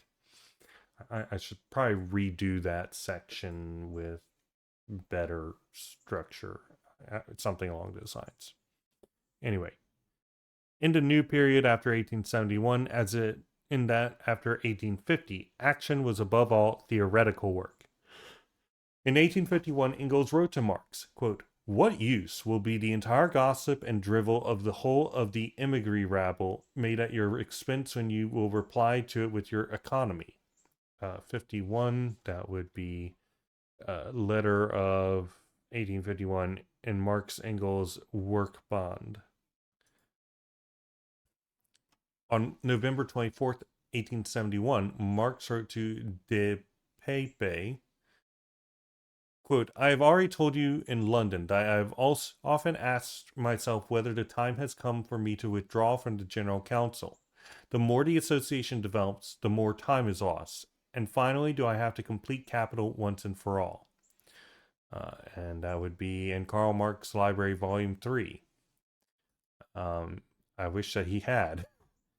Then maybe he would have finished Capitals Volume 2 and 3. Yeah, right. He would have rewritten Volume 2 a billion times. Continuing. 5. The workers had to be given their means of struggle. 5. Marx drew up a fresh balance sheet in 1871 and specified the conditions for struggle. He specified the link between human will and action, that the party program was produced at a given moment of the human struggle, that the proletarian organization could only develop with a certain level of class struggle, that is, the class had to gain its program. Put another way, the party does not form by the direct will of men. It is recreated in determinate periods. It was a matter of knowing how the revolutionaries could prepare the best conditions for the return of the party onto this stage of history. All this was explained in Marx's speech on September 25, 1871. Quote, "The great success which had hitherto crowned the IWMA's efforts was due to circumstances over which the members themselves had no control. The foundation of the International itself was the result of these circumstances, and by no means due to the effort of the men engaged in it. It was not the work of any set of clever politicians. All the politicians in the world could not have created the situation and circumstances requisite for the success of the International. The International had not put forth any particular creed. Its task was to organize the forces of labor and link the various working men's movements and combine them. The circumstances which had given such a great development to the association were the conditions under which the work people were put more and more impressed throughout the world, and this was the secret of success. But before such a change, socialism could be effected, a proletarian dictature would become necessary, and the first condition of that was a proletarian army. The working classes would have to conquer the right to emancipate themselves on the battlefield. The task of the International was to organize and combine the forces of labor for the coming struggle. Footnote: speech on the anniversary of the International, in the First International in 1871. Okay, so we're going to add this after fixing the formatting. Okay. Okay, so in the periods wherein the struggle could not find grasp, could not grasp reality, Marx and Engels analyzed the past in order to specify the conditions for the struggle currently, well, at their time. Marx identified the link between human will and nature and action, that the program was produced at particular development of the struggle and not produced simply through the minds of individuals, that the organization could only develop with this program, and therefore the party, through the program, is recreated in determinate periods which could be anticipated through historic analysis. The creation and success of the International was not due to clever leaders, but due to their surrounding circumstances, which are created through worldwide oppression. It became clear through historic struggle that the working class would need to conquer, by way of the battlefield through a proletarian army, its emancipation. With this being learned through experience by the masses, they instinctually allowed the International to be produced, because, people would actually go and create it, right? To organize and combine the forces for this coming struggle. Okay.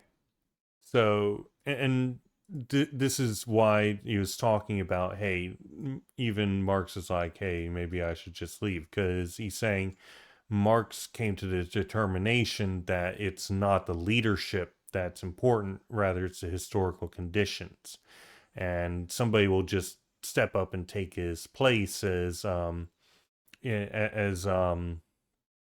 the general council, and fulfill their historic role.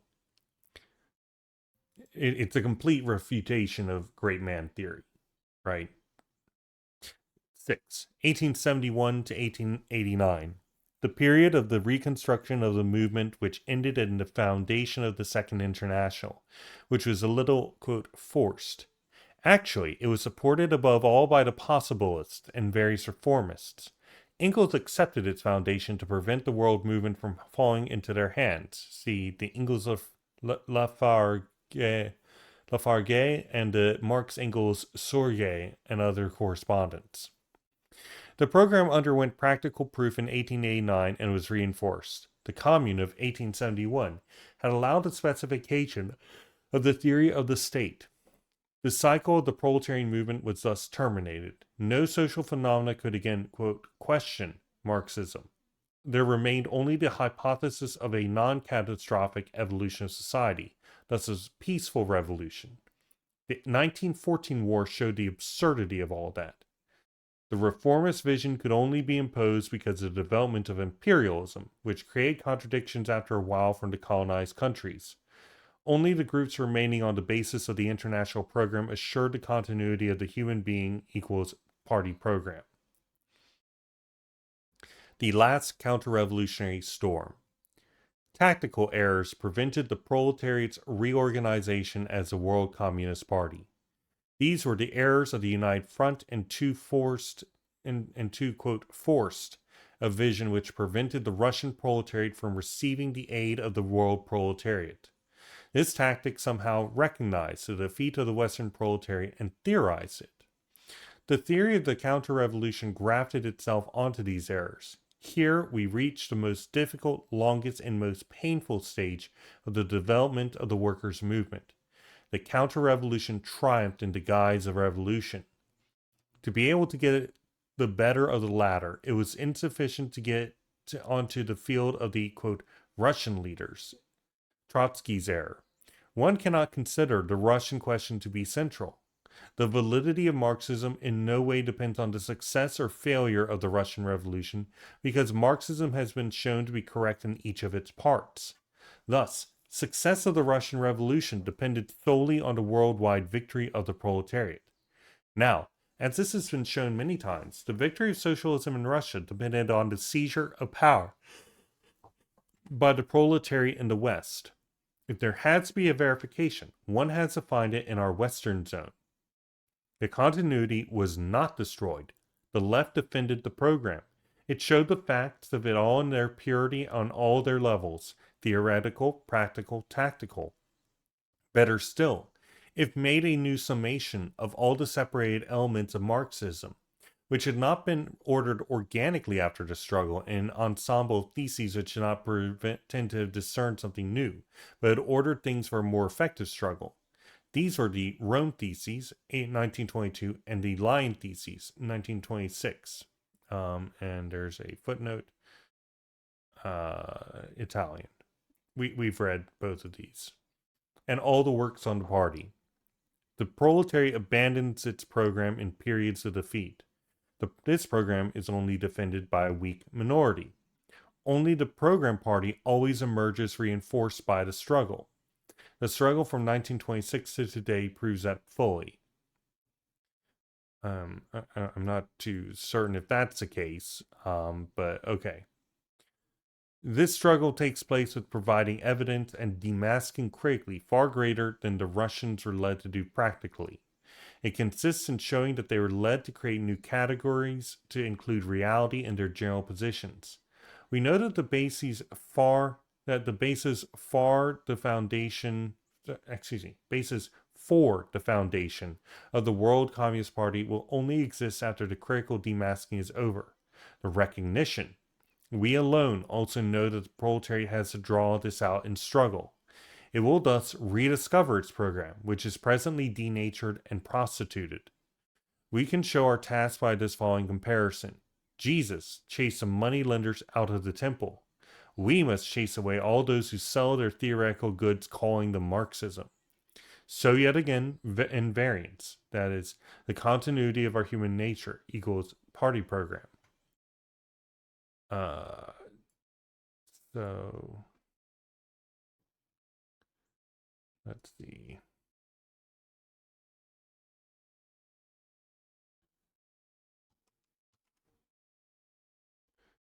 We'll just take this whole we'll take this whole section right here. Okay.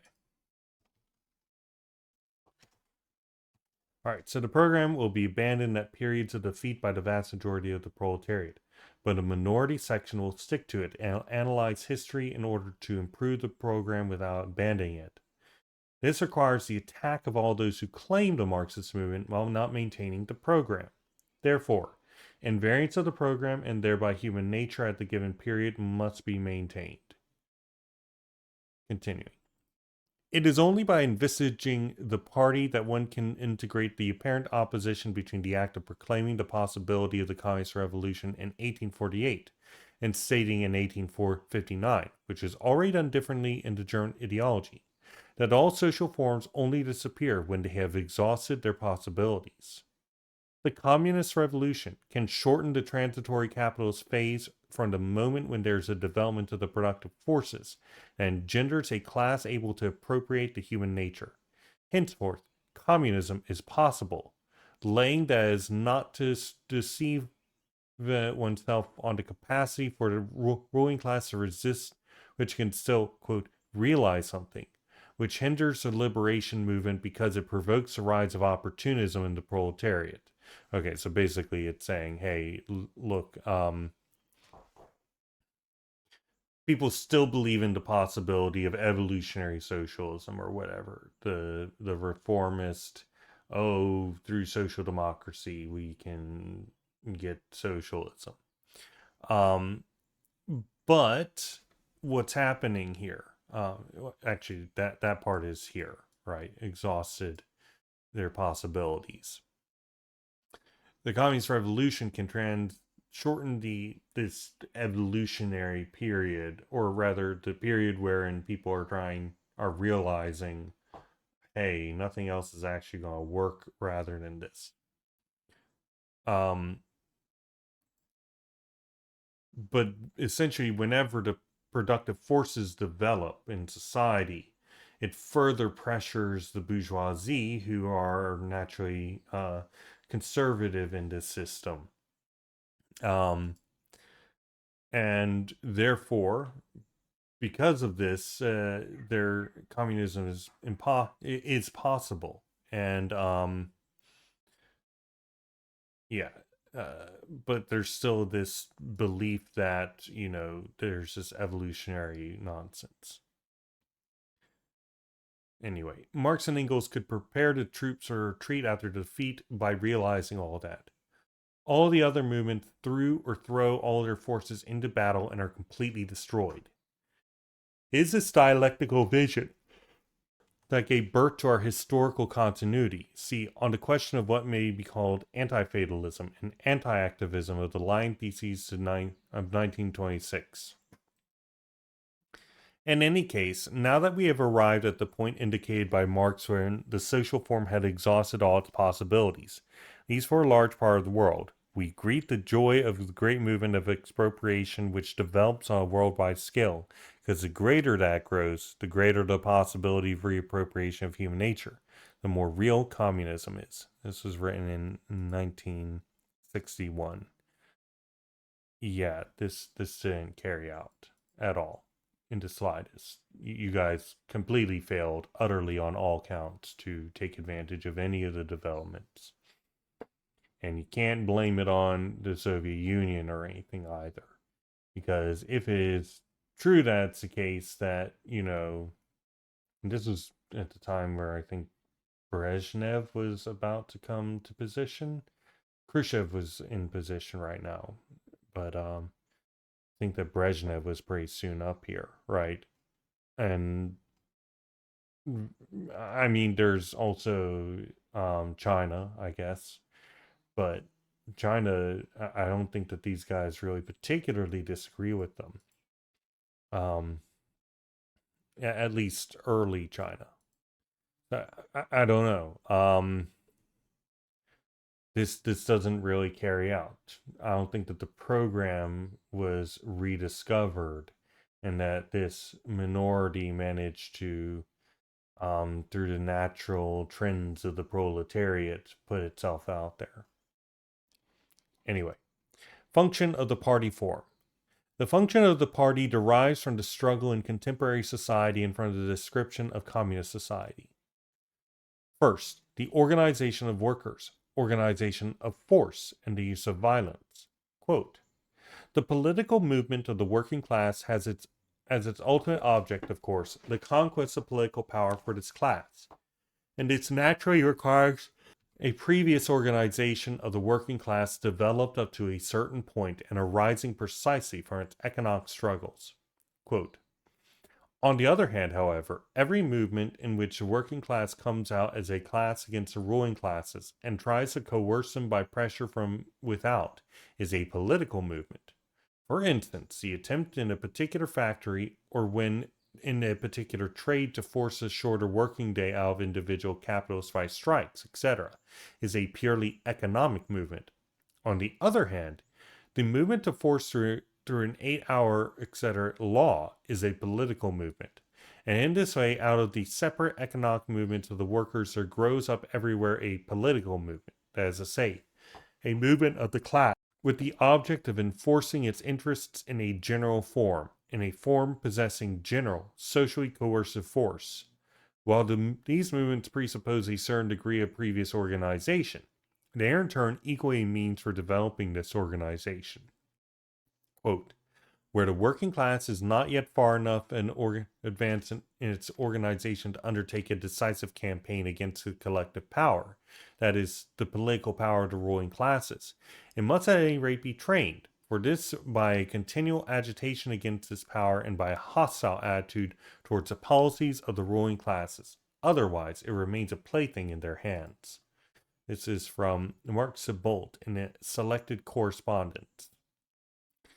Okay, this is a very good quote. Let's see.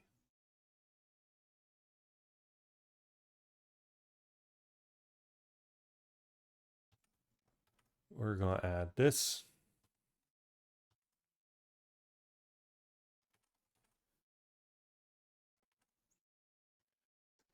And then here.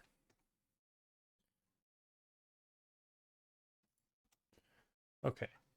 Okay, so through economic struggles, the proletariat discovers the need for general socially coercive struggles through political struggle. These political struggles build off of the economic struggles in terms of organization, which and is trained by continual agitation and hostility towards the ruling class. If the economic struggle does not engender agitation hostility, for example, class collaboration, then the economic and political movement remains suborned. Therefore, the economic and thereby political organization must be structured to lead to greater struggle, agitation, and hostility, and capacity for coercive violence. So, if you got a bunch of unions and they're saying, "Pretty please, could you please give me, give some extra goodies here and there through purely legal means," then you're not doing anything. It's not going to result in any development of strength for the proletariat, any development of agitation or anything like that. It's only when the bourgeoisie say no and the workers say, all right, then we're balling, that things develop from there. And your organizations need to be developed and based on that sort of struggle. Continuing. The party thus allows the organization of the class. After, it will become the subject of the dictatorship of the proletariat. Quote, 1. The aim of the association is to overthrow all of the privileged classes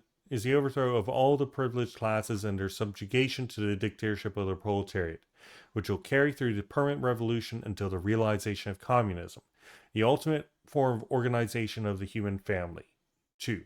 Towards the realization of this goal, the association will form a bond of solidarity between all tendencies of the Revolutionary Communist Party, while, in accordance with the principle of Republican brotherhood, it dispenses with all national restrictions. And this comes from World Society of Revolutionary Communists and the Revolutions of 1848, page 57. Okay.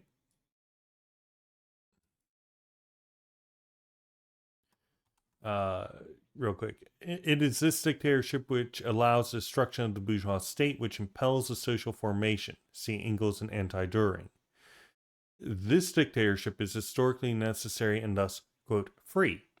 Here we have to say that we are not for just any dictatorship and that this dictatorship is a means. We have to see against whom the dictatorship must be enforced, against what, and whose and what, and in what name. Okay. Let's see.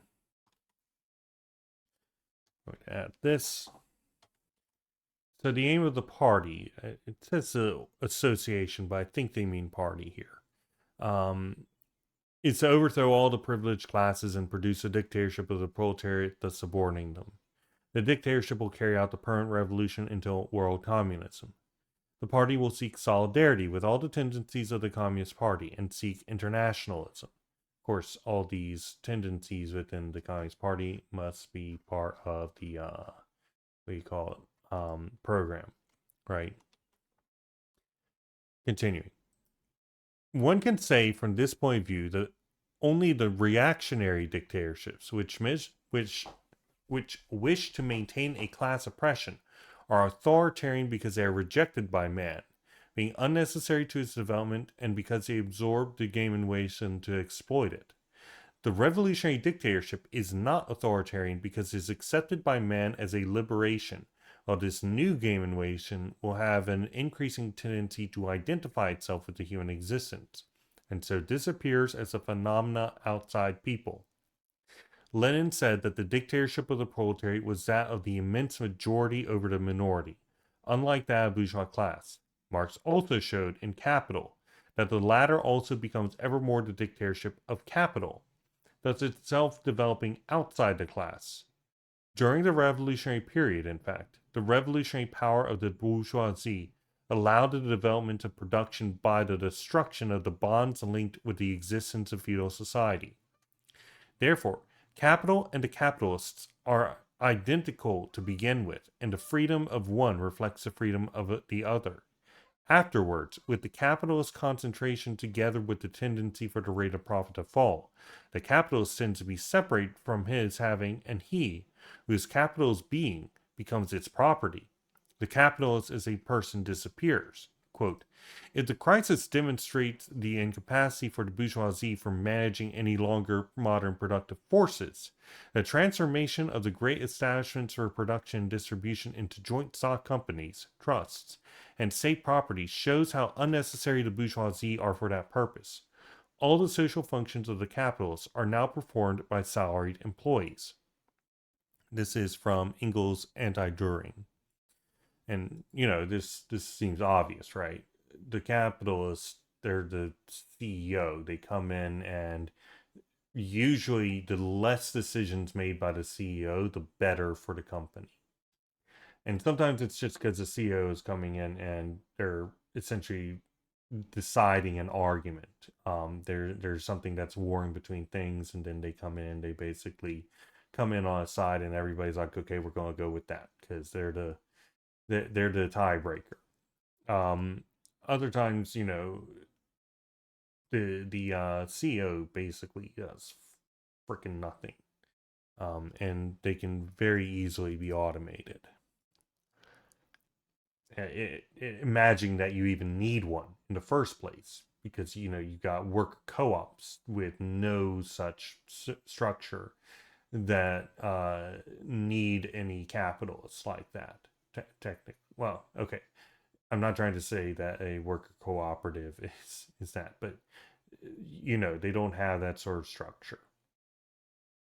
Continuing. Freedom disappears, or more the case, is merely that of capital. This becomes an impersonal force served by bureaucracy, pathology of classes, which becomes the organization of the modern state. Put another way, the state becomes state capital with its bureaucratic administration. All the individuals in this society participate in capital. They receive a profit in proportion to what they invested. The modern state has to make of this operation, this equalization, respected. Hence, the crying contradiction of our epoch, an ever more oppressive state and the demand by individuals for it to be even stronger. The last French crisis linked to the Algerian War was the demonstration of this. The bourgeois dictatorship has become a monstrous form alien to man, hindering the development of society which, as a whole, tends to communism. Capitalism itself tends to disappear. Footnote. See Marx's passage in Capital Volume 2, page 123 on possessions and needs. One should attach that theory of need, which would be a theory of the attributes of human nature. Back to the text. The proletariat has a struggle against its dictatorship. The destruction of the latter is the suppression of the sickness of men. The installation of the dictatorship of the proletariat is its recognition by the appropriation of human nature. Thus, the antithesis of individual state, individual species, liberty, authority, necessity are dissolved. The dictatorship of the proletariat was suggested to Marx by the events of the bourgeois revolution, by Babeuf, by the struggles of the French proletariat in its specific blankest form, not to forget Flora Tristan, by that of the English and German workers. The workers expressed practically the theoretical need formulated by Marx in his critique of Hegel. Might is right. They rejected all forms of struggle and aspired to a kind of power which would allow the foundation of a classist society. It is important to note that Marx always based himself on reality to establish his theory.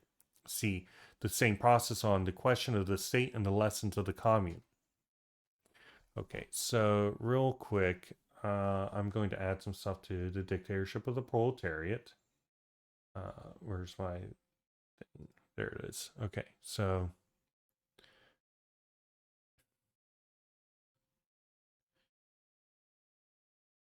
we're going to add this, and then also going to go down to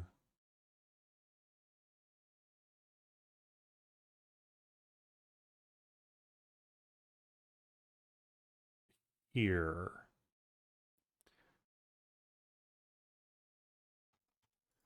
And what's being said here is essentially the workers want to make their they want to make a dictatorship of the proletariat because it essentially makes it so they no longer have to struggle against the bourgeoisie and other classes. It becomes their dictatorship. They have all the power. They no longer need to fight to maintain their position. It's like the bourgeoisie. The bourgeoisie don't want to fight the proletariat. They would rather the proletariat just roll over and do everything that they said without any problem. They don't want to have to go over and create fascist organizations. They don't want to have to go in and strike break. They want the strike to never happen in the first place. They want the proletariat to be the willing subjects to never question anything and just take everything up the ass all the time. That's what they really want out of the relationship, but they can't have that. So they have to continually reinforce and develop their dictatorship as the class struggle continues. The proletariat want to create their own dictatorship of the proletariat because they too do not want to have to freaking deal with these other classes anymore. They want to have complete power. That is in their interest. That's their goal. So what's the result, right? Might is right. The moral, ethical thing for the proletariat is to take absolute power and crush all dissent, uh, which will eventually allow them to create a class of society, and then there is no more antagonism, and there's no more, there's no more fighting or anything like that, right? So yeah, continuing. From this flowed A. The party is a minority of the class. B. Unification of the proletariat internationally to take power. International character of the revolution and of communism. Quote, the importance of communism is not that it's a highly serious question of the time for France and England. Communism has a European importance, end quote. And that is from Marx, Communism, and the Augsburg Allgemeine Zeitung. That would be his newspaper, as I recall. Continuing, the party has to unite the struggle and make it lose its limited character. C. The class struggle is a war, so an army is needed. There is therefore the question of neutralizing certain social layers. The question of allies. One has to establish a base for regrowth in case of defeat. We have, as Marx underlined several times, an ardent passion for man and his liberation, but it is not for that reason that we shall throw ourselves into the struggle. We must always try to dominate the strategy and terrain of struggle. Our enemy will be assured sooner or later of the maintenance of order in an opposite case. See the anarchists and their precipitation.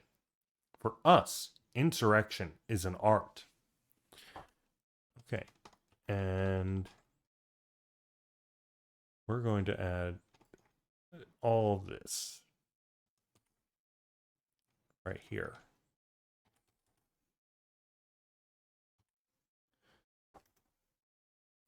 All right, so for the proletariat, was ethical is whatever seizure power for them and allows their class struggle to come to an end, liberating them.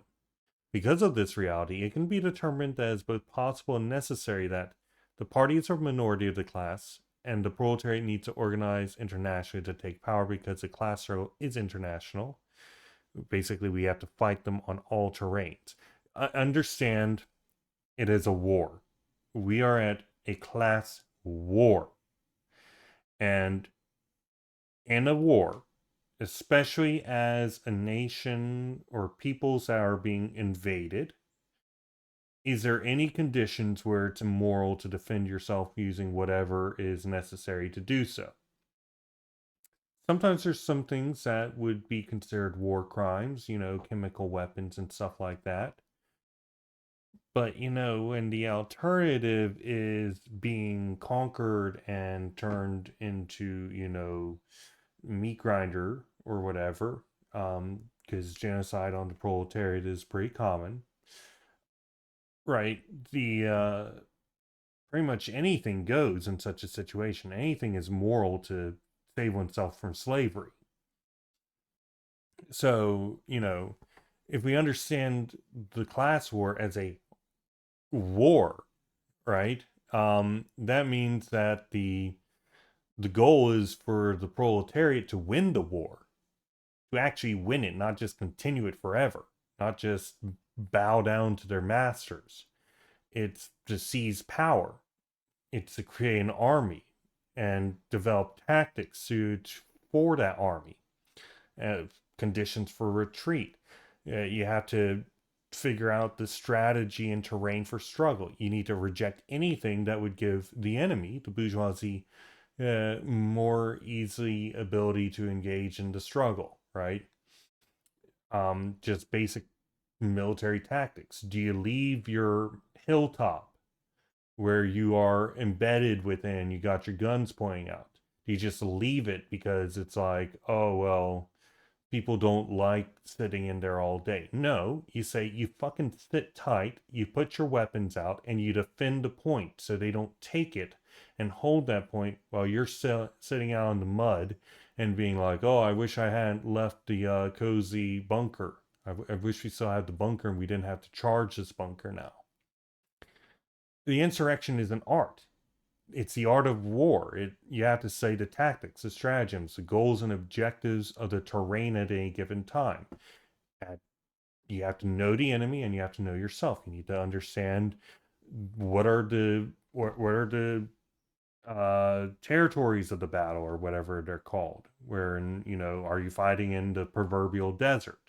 Are you fighting in the proverbial urban area or the literal urban area? Who are you fighting? In what way? At what time? So on and so forth. It's a class war, not a get together and have a nice time. uh, we're fighting against our exploiters, our oppressors who want to continue being exploited and oppressed. Nobody would look at slaves and then say you are immoral for killing your master in order to escape. Unfortunately, there would be some people who would claim that, but um, right. Uh, so really, that's what it's about. Anyway, continuing. Characteristics of the Party of Tomorrow. Given that the party is the prefiguration of communist society, it cannot adopt a mechanism, a life principle, an organization linked to bourgeois society. It has to realize the destruction of the society. 1. Refusal of the democratic mechanism. Our position is organic centralism. 2. Anti-individualism. The party realizes the anticipation of the social brain. All knowledge is mediated by the party, as is all action. The militant does not have to seek the truth. This is afforded him by the party. Truth in the social domain. In other fields, one can come to it after the revolution and only then.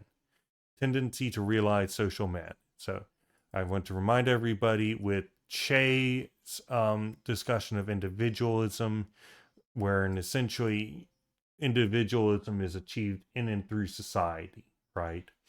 Or in this case, in and through the party. It's achieving whatever best brings out the individual through the party, and the party in turn through the individual. 3.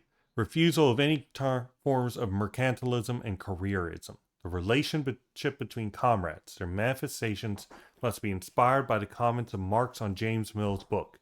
All activity, all manifestation must be the affirmation of human joy by communication with the other and with future society. 4. Abolition of social antagonisms linked to classes. There are only communist militants in the party. Practically, this means the unity of the party around the place of living and not place of work. 5. The party has to be the dissolution of the enigmas and must know itself to be so. It must present itself as the harbor for the proletarian, the place he affirms as human nature so he is able to mobilize all his strength against the class enemy. So, question, didn't Engels just earlier, in this guy quoted him, talk about how the party could not be the form of communism because we have to deal with the here and now, right? He's like, hey, look, if we did what the anarchists are doing, then the party just becomes weak and open to assault, right? So you kind of have to also take note of that.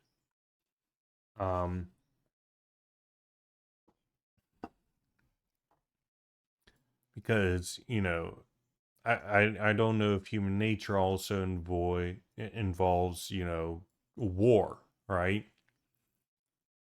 The class war is upon us, and so we have to mobilize our strength against the class enemy.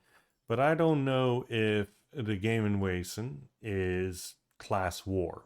In fact, I think quite the opposite is the case. So that means the Gemenwesen is subordinated by the class war, and that the party cannot be the full characteristic of it unless I've misunderstood something significantly until communism comes about. And we should not try to fit the party to this until that is the case. But of course, at that point, the party should be dissolved anyway. Continuing. One must specify these characteristics because they make clear the party's function. They allow one to have an integral view of it. The party is this impersonal force above generations. It represents the human species. The human existence which can finally be found is the consciousness of the species. It can only manifest itself under certain conditions. In a revolutionary situation, there can be the overturning of praxis, which is the overthrow of all past and present human development. The party decides these power. The destruction of bourgeois society ends human prehistory. Then everything converges. Is the culminating point of the theory by the exact prediction of the favorable moment of action. Insurrection is an art.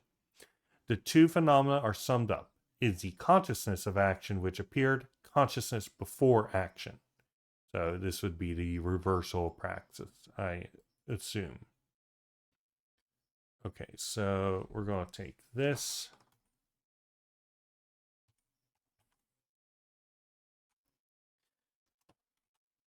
Okay. All right, so the party as a prefiguration of communist society needs to be completely negatory to bourgeois society.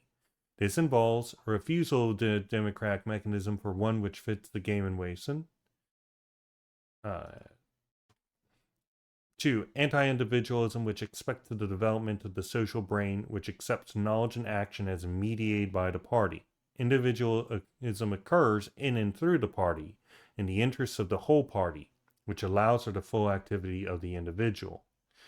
3. Refusal of forms of relations that produce alienation within the party. And let's just put in mercantilism, careerism, etc.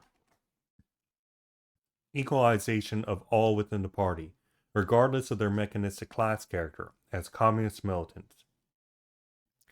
Be a place that communists love to be because it affirms their nature and allows them to fight their enemies for their liberation. Okay.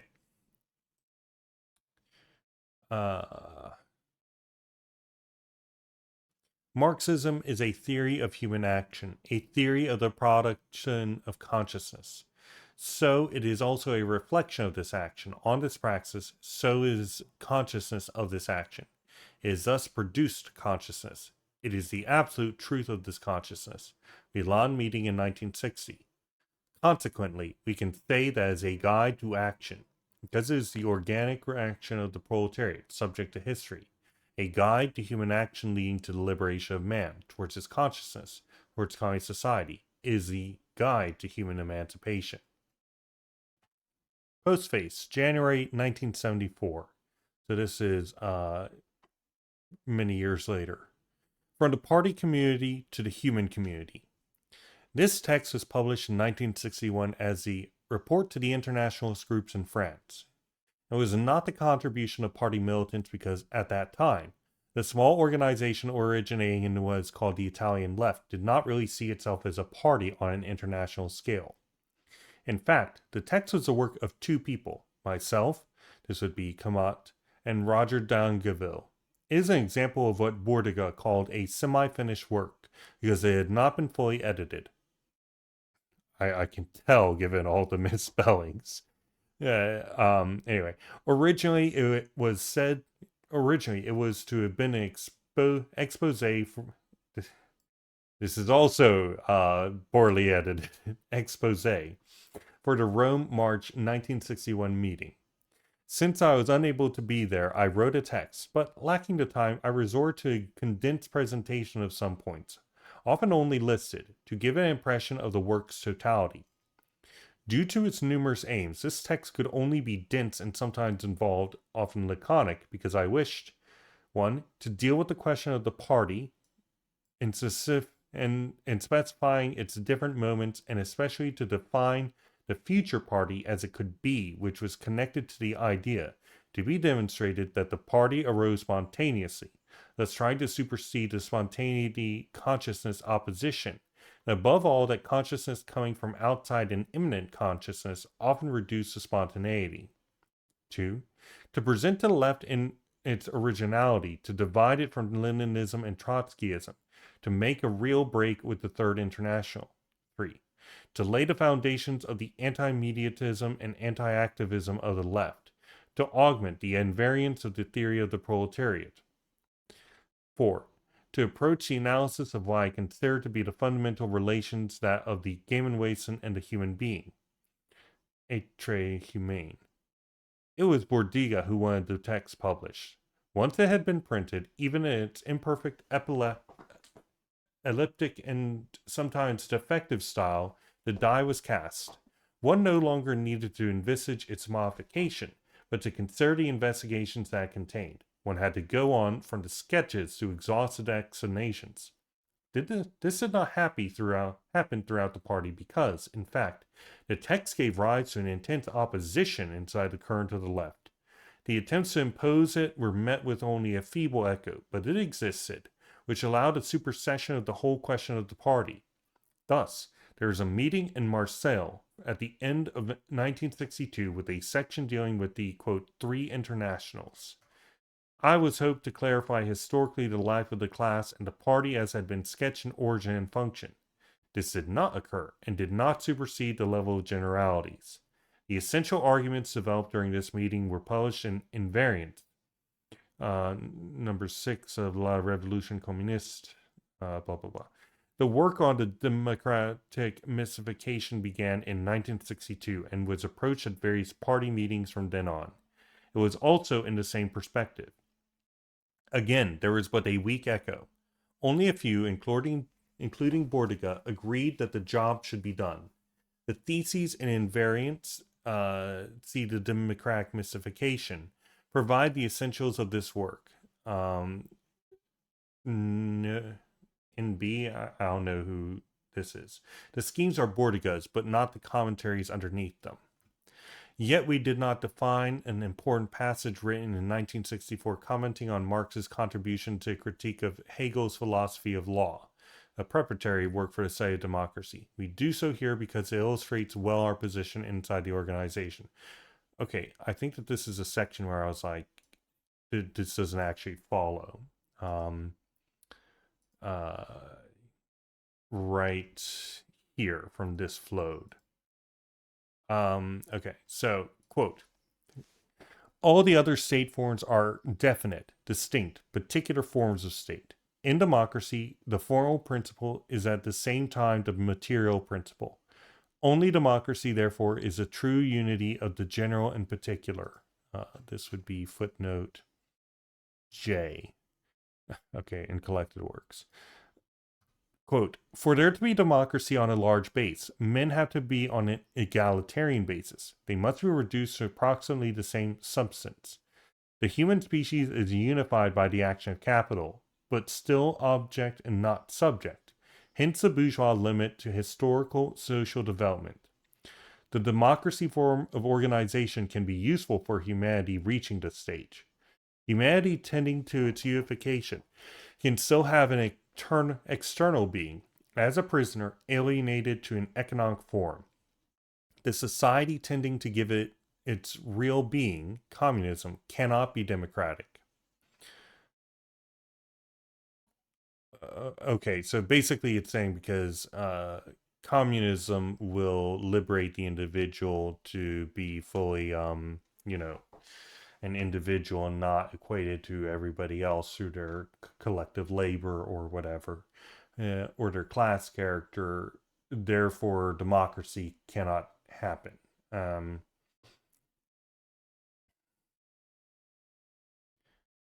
Again, I think that there's a very myopic understanding of what the content of democracy is, and it's one that essentially understands it as voting, which is not what all democracy is.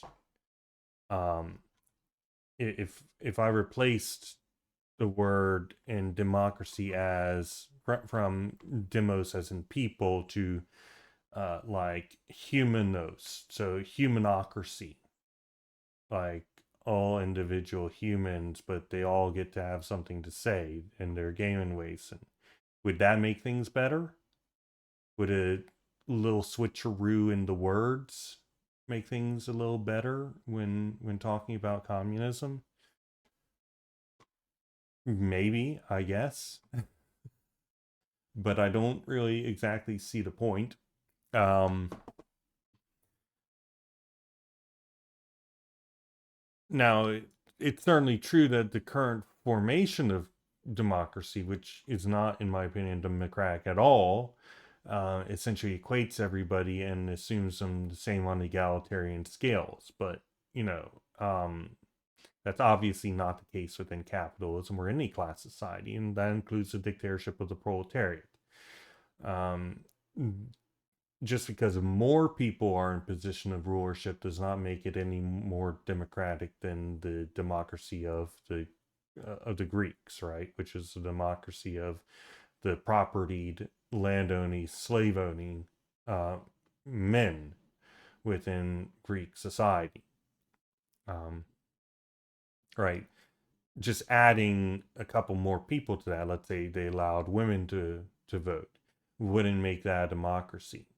Same too with a dictatorship of the proletariat, um, because the dictatorship of the proletariat is the absolute authority of the proletariat and their class interests. And the proletariat's class interests do not always align with the voting interests of even the vast majority. However, especially under communism, where all class antagonisms are brought to an end, and especially the high stage of capitalism, wherein all are in fact equal because the degradations of the lower phase are gone. This sort of egalitarianism absolutely do exist. This is already talked before about how within the party, where was it? Um, Within the party, everybody, yeah, abolition to social antagonisms linked to classes. There are only communist militants in the party. Everybody is being equated right here. If everybody's being equated, why is it that democracy suddenly becomes impermissible? If you're already doing this, if you're already equating everybody, you're critiquing it while at the same time you are reconstructing it. Either the party needs to restore its dictatorship, its proletarian status, or it's already got one. If it needs to restore it, then democracy in this sense needs to be suspended. But if it's already got this proletarian status and the people within the party are all communist militants and stuff like that, then you have already equated everybody. So I'm not too clear on what the problem here is. Um, Anyway, quote, the unification movement is constructed to the profit of an oppressive being. This oppressive moment, at the beginning of the domination of capital, still did not envisage itself because capital did not dominate in a real manner, but had to assure its hegemony, above all against the proletariat. Consequently, it is the first aspect that matters, hence the utopian's illusions, then those of the reformists. Quote, in democracy, the state as particular is merely particular, as general as it is truly general. For example, not something determinate in distinction from the other content. This is IBID page 30. So Collected Works, volume 3. I have no idea what this is saying.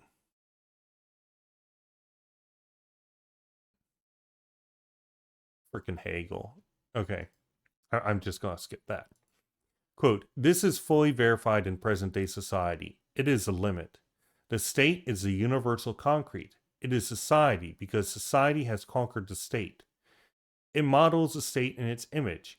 Here again the limit. Bourgeois society tends to destroy classes to make men slaves of capital. It tends to do the same as communism, only the latter has the vanishing of classes as opposing the sovereignty of man, the domination of the Gemeinwesen. The capitalist state can thus be the universal being, not of men, but of capital slaves. Basically, the bourgeoisie are not free to do and act as they please.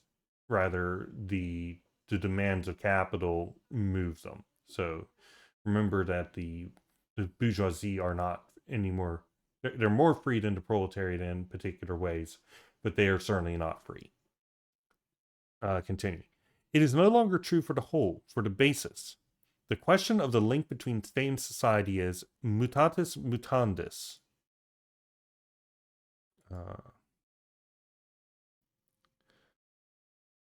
We use when comparing two or more cases or situations, making necessary alterations while not affecting the main point at issue.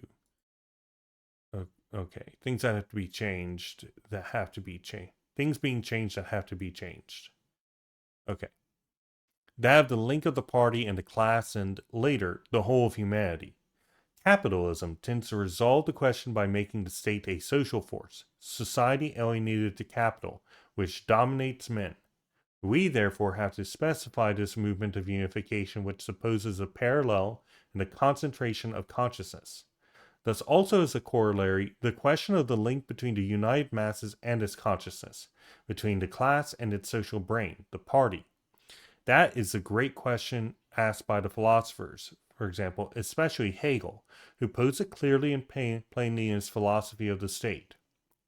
There's the beginning of the reconciliation between the social and political in bourgeois society. Beforehand, it seemed that the political movement was independent of the other, for it still appeared in an individual and not a social and economic fact. That is what Proudhon did not understand. His theory of violence was one of physical violence, as it could have been in primitive society. The strongest man could really dominate it. Now, who can attack the system physically? It's this phenomena of equalization which is fundamental. We are all kids faced with the impersonal power of capital. Quote, all the powers have been subjugated under a single one, economic force. Politics, as an element seemingly autonomous in its function, was also subjugated. That is also the case with war. Men cannot wage war as in Napoleon's time. Capital, in its metamorphosing engine of iron and steel, imposes a given form of destruction and outside the fundamental considerations that before one waged war for enrichment, now for impoverishment to restart the productive machine at full tilt. Machines and men produced in mad quantities had to be destroyed. So essentially, this is talking about creative destruction. The productive forces are really developed. There's tons of organic concentration, and there's an economic crash. What do? You declare war, because then you can send out vast droves of men. You can employ everybody, and you can have them all fight it out and die, conquer some more areas to sell your shit to. And also you convert tons of stuff over to producing things for the war. So it all becomes luxury consumption, which is what war is. It's not used in reproducing society. Um, and it's a way of essentially getting out of a crisis of overproduction, and it really works. It's been the go-to for centuries. Continuing. So the characterization of the state when bourgeois society emerged from feudal society is completely true. First, Marx made the following remark, quote, in democracy, the constitution, the law, the state itself, insofar as it has a political constitution, is only the self-determination of the people and particular content of the people.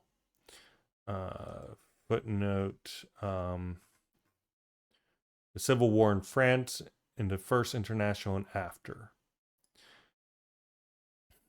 Quote, in the states of antiquity, the political state makes up the content of the state to the exclusion of the other spheres. The modern state is a compromise between the political and unpolitical state.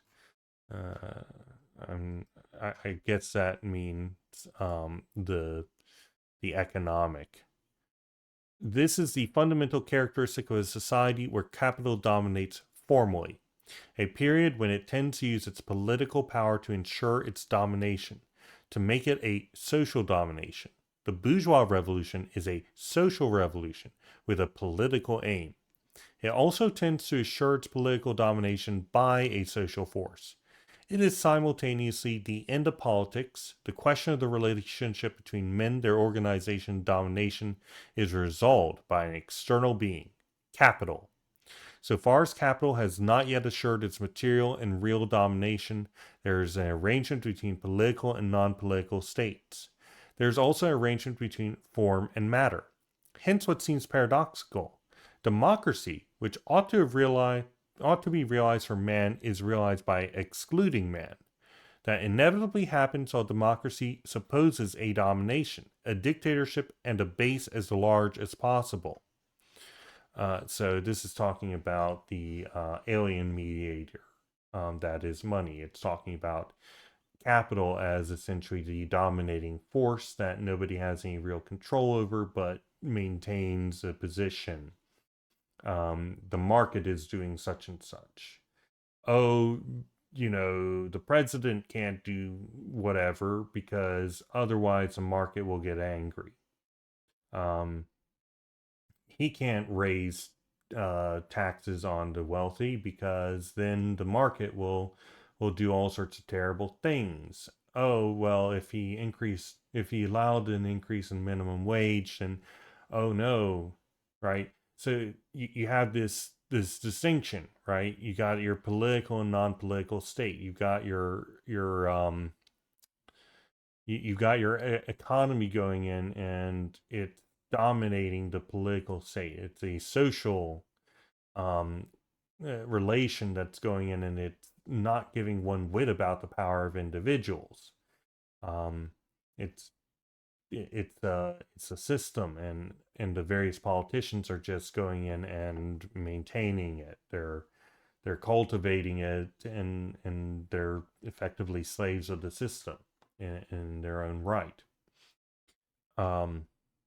Capital dominates, and it utilizes its political power to ensure its domination. And then it socializes itself, it valorizes, it spreads throughout society, and it maintains its domination. Through that, it goes back and maintains political domination. Quote, philosophy appeared when primitive communism dissolved. So at the moment when the Gemeinwesen was secured by a class state, philosophy equals the theoretical attempt to reconcile antagonistic forces of the old society. End quote. The most obvious proof of the non-acceptance. What is this? What is this quoting?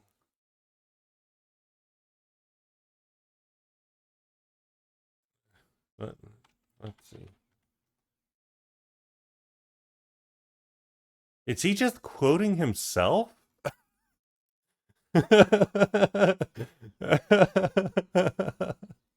Is he just quoting? Okay. I've done that. I've done that myself. But I always say when I'm quoting myself.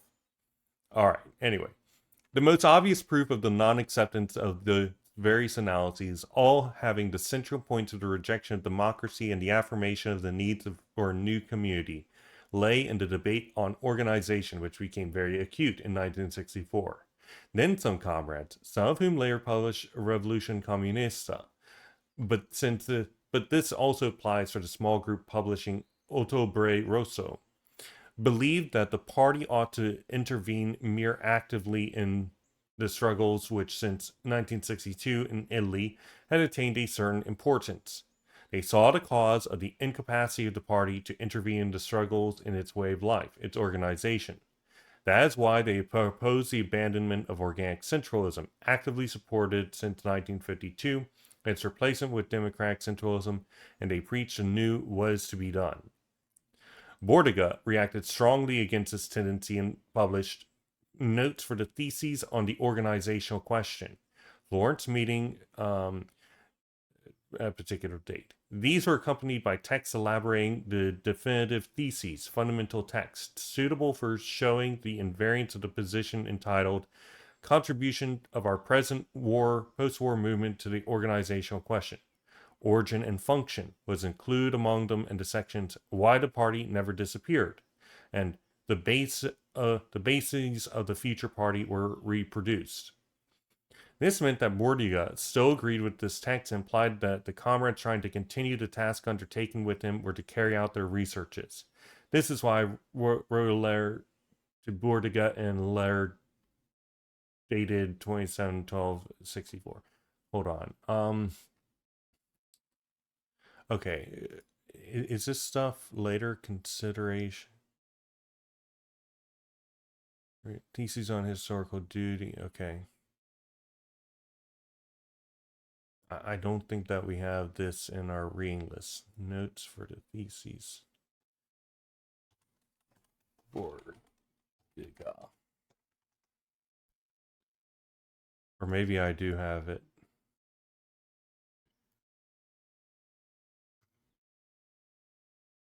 We'll check that out later, perhaps, if that is actually going to explain what the hell organic centralism is, besides, kick people who disagree with you out, ultimately. Basically argue until the people who aren't arguing anymore decide to finally leave. Anyway. Quote, the relation between the party and the community is also the question the material community created by capital, as well as that the mistake of the French bourgeois revolutionaries, who wished to found a new community while capital was founding its own with its own development, will be cited later in work on the workers' movement. Only this aspect of the question is linked to the study of capital, chapter 6 above all, and Marx's famous text, where he deals with this question. I don't remember this part of Capital, but one second. Oh, I see. This is about the bourgeois revolutionaries. Okay. Continuing. The consideration followed of the party-individual relation and the critique of the affirmation of the negation of the individual, ending finally in the negation of the human being himself. The illusion of the material community of capital is explained by the fact that the study of the sixth chapter of Capital was undertaken at the same time. It was due to this study that the explanation of the development of the community assumed a more adequate basis. Letter dated 11/5/64 sent to Dongeville and Bordiga, I raise these points. Quote, the meaning of the demonstration is this: when the human communities are destroyed by the action of economic forces, use value loses its importance.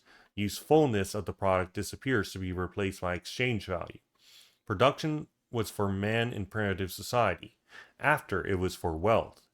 The movement of the expropriation of man for his separation from the game is accompanied by the increasing automati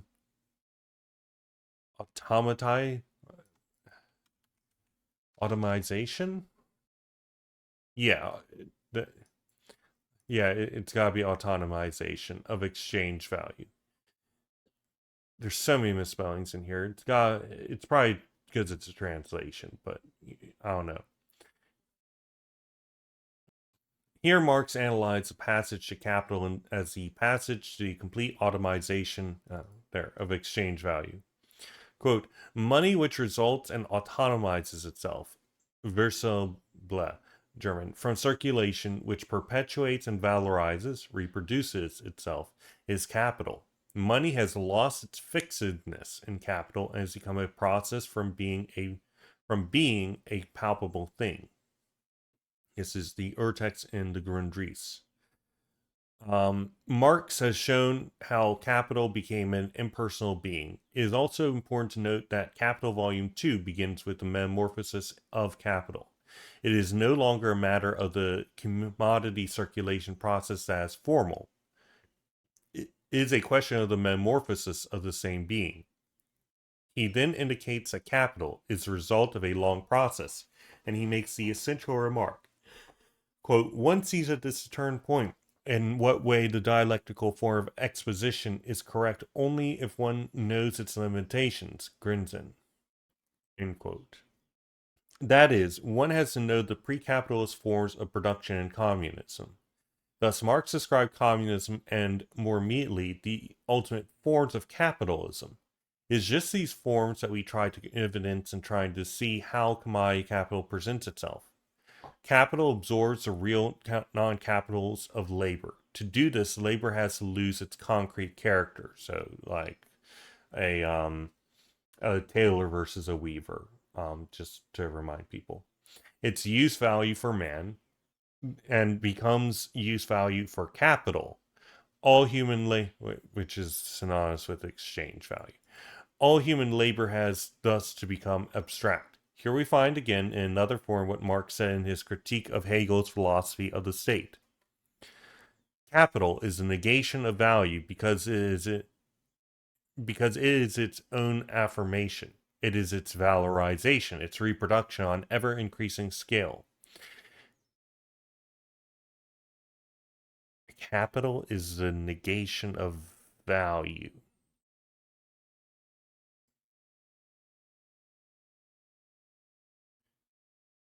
Okay, I'm deeply confused about this, but okay. All right, so is its valorization, its reproduction on an ever-increasing scale, is a negation of value, but the affirmation of value that has achieved autonomy, capital, a value which is no longer linked to whatever use. If it is not a valorization, and so the only use value interesting for capital is labor. But here, yet again, labor has lost its character as a use value for man. It is capital. See, same order of ideas. The 1844 manuscript, Sir Marx explains that what labor under the rule of capital is wage labor. Okay, so I just want to say that when Marx talks about value, he's talking about exchange value once you get down to it. The form value takes under capital, which is exchange value. Its use value no longer really matters. Everything is converted over to exchange value. This right here is absolutely the case, right? But this right here, this conception of the negation of value under capitalism does not carry through because value is negated under communism.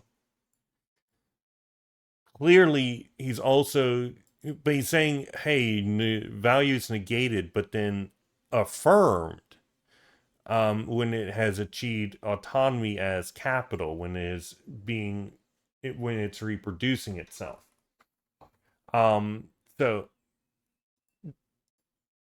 either there's some confusion about words here or something else is going on. I'm not sure what is. Anyway, continuing.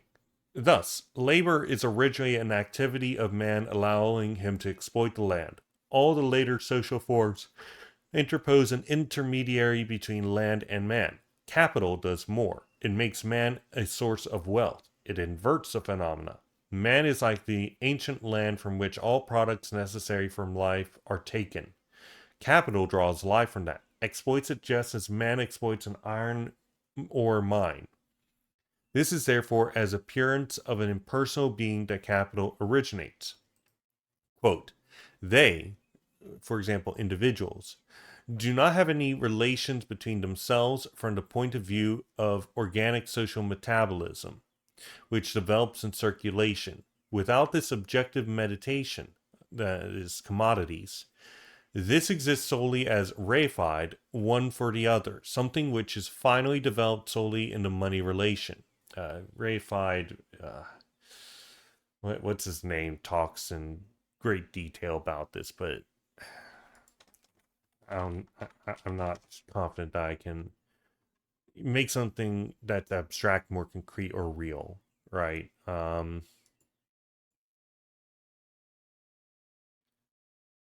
So going in, taking the conception of exchange and putting it in materiality, right, through fetishization. Okay, so this exists solely as reified one for the other, something which is finally developed solely in the money relation, where their common being, game relation, appears as an external and so accidental thing above everyone. The fact that the social ensemble which appears through the clash of independent individuals at the same time as a material necessity and was an external bond to them. It represents exactly their independence for which social existence and so a necessity, but is only a means to appear to individuals themselves as something external and money as something palpable. Inasmuch as they are not subsumed in a natural community, nor, on the other hand, consciously subsume elements of a community under them.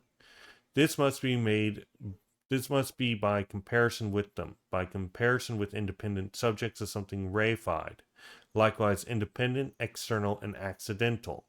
This is just a condition that they, as private independent persons, remain at the same time in a social ensemble.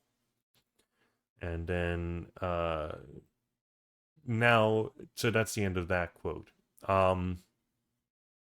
So then he says, now this is what I believe can be deduced from this passage. The human community is destroyed by the action of private property, exchange, division of labor, and simple circulation. But simple circulation cannot lead to the reconstruction of a material community because there's no liberation of man, no separation from its immediate community mediated by land, feudal hierarchy, or even money. Man has to be circulated as a commodity, labor power, for there to be the birth of autonomous exchange value, capital, which would be able to presuppose the whole of the social phenomena. Capital becoming the material gaination of man, but enslaved abstract man, because, all their labor and activities are mediated by the alien mediator, which is capital, which is money.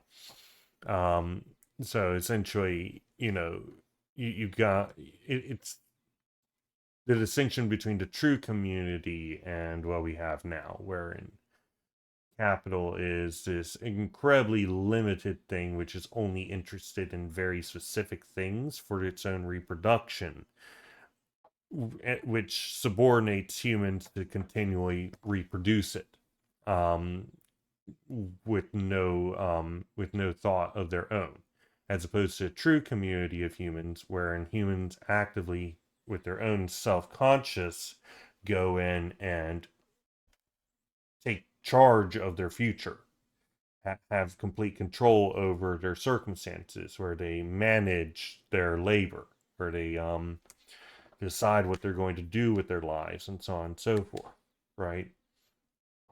It's this humanist aspect versus the inhumane character of capital, the society and nature that's produced and enforced upon us. That's what Marx is talking about. Continuing. Hence, the mystification of abstract communities, which is also negated by economic movements in any case, as they draw the limits of realization of these communities. In pre-capitalist society, and especially during the early period of capitalism, period of formal domination, so this would be primitive accumulation, as it might be called, wherein, capital wasn't capable of reproducing itself that well because it had to deal with all these different things. And the fact that most people weren't in capital producing relations. So what did it do? It went and started killing a ton of people, forcing people off their historic lands and stuff, colonizing, committing mass genocide and slaughter, and working people to death, enslaving them, and so on and so forth, to put them in a capital relation. Anyway, now it no longer needs this domination as an act of conscious will. Now it just has the domination as the unconscious process. Continuing. The question of democracy ought to be seen this way. Recreating a human community while the economic movements and forces had been liberated by the bourgeois revolution, and could but tend to install the community of capital. Seen in this way, Marx's polemic with Rouge assumes a further dimension. One also sees why Marx is so interested in the prior forms in the analysis of the division of labor and primitive communism, the forms of its dissolution, into a period of simple commodity circulation, and finally in capitalist society. Hence, the role of politics in the whole period from primitive communism to developed capitalism, real domination. Politics was the attempt to unify men separated by the productive forces. Now, the same men are reunited under the domination of capital, so politics is used by capital to dominate men. Hence, the contradiction that emerged with the use of forms that were useful but which no longer are now no longer adequate, which also means that bourgeois society is based on a misunderstanding, a lie which has its source in the very roots of the society. Actually, this is a pretty good quote. I'm going to put this in the communist mode of production, and I guess also in the dictatorship of the proletariat. Because what's being said here is essentially, okay, you have a bunch of people who are alienated, so, and they have no relation to actual governance because it's the dictatorship of the ruling class. So how do the ruling class get people to who are alienated from their society and community to serve at their interests? The answer is through politics, right? um but now, because unlike under feudal eras, right, all labor and people have become independent subjects and legal citizens and so on and so forth, under the bourgeois conception, which is, um, yeah, you know, they're fundamentally legal subjects, but it's based on their capacity to produce surplus value. Um, Now it needs to get all these people involved, and the only way it can do that is through a false democracy, wherein everybody has the right to vote, everybody has equal rights, and so on and so forth. But obviously, such a relationship is not equal, is incredibly unequal. Um, and fundamentally, it's only capital itself that is the one that is going to be winning in its arrangement, because it's the dictatorship of the bourgeoisie. Okay, continuing. In my letter dated 26/5/64 to the same people, I made the following remarks. Quote, thus, in pre-capitalist mercantile society, the law of value is necessary when it is a question of producing commodities. Under capitalism, it is not a question of producing commodities, but of valorizing a value, increasing it. Thus, it becomes a process. Everything is in motion. That's why pre-capitalist society can make do with metaphysics, while capitalism engenders the dialectic. Um,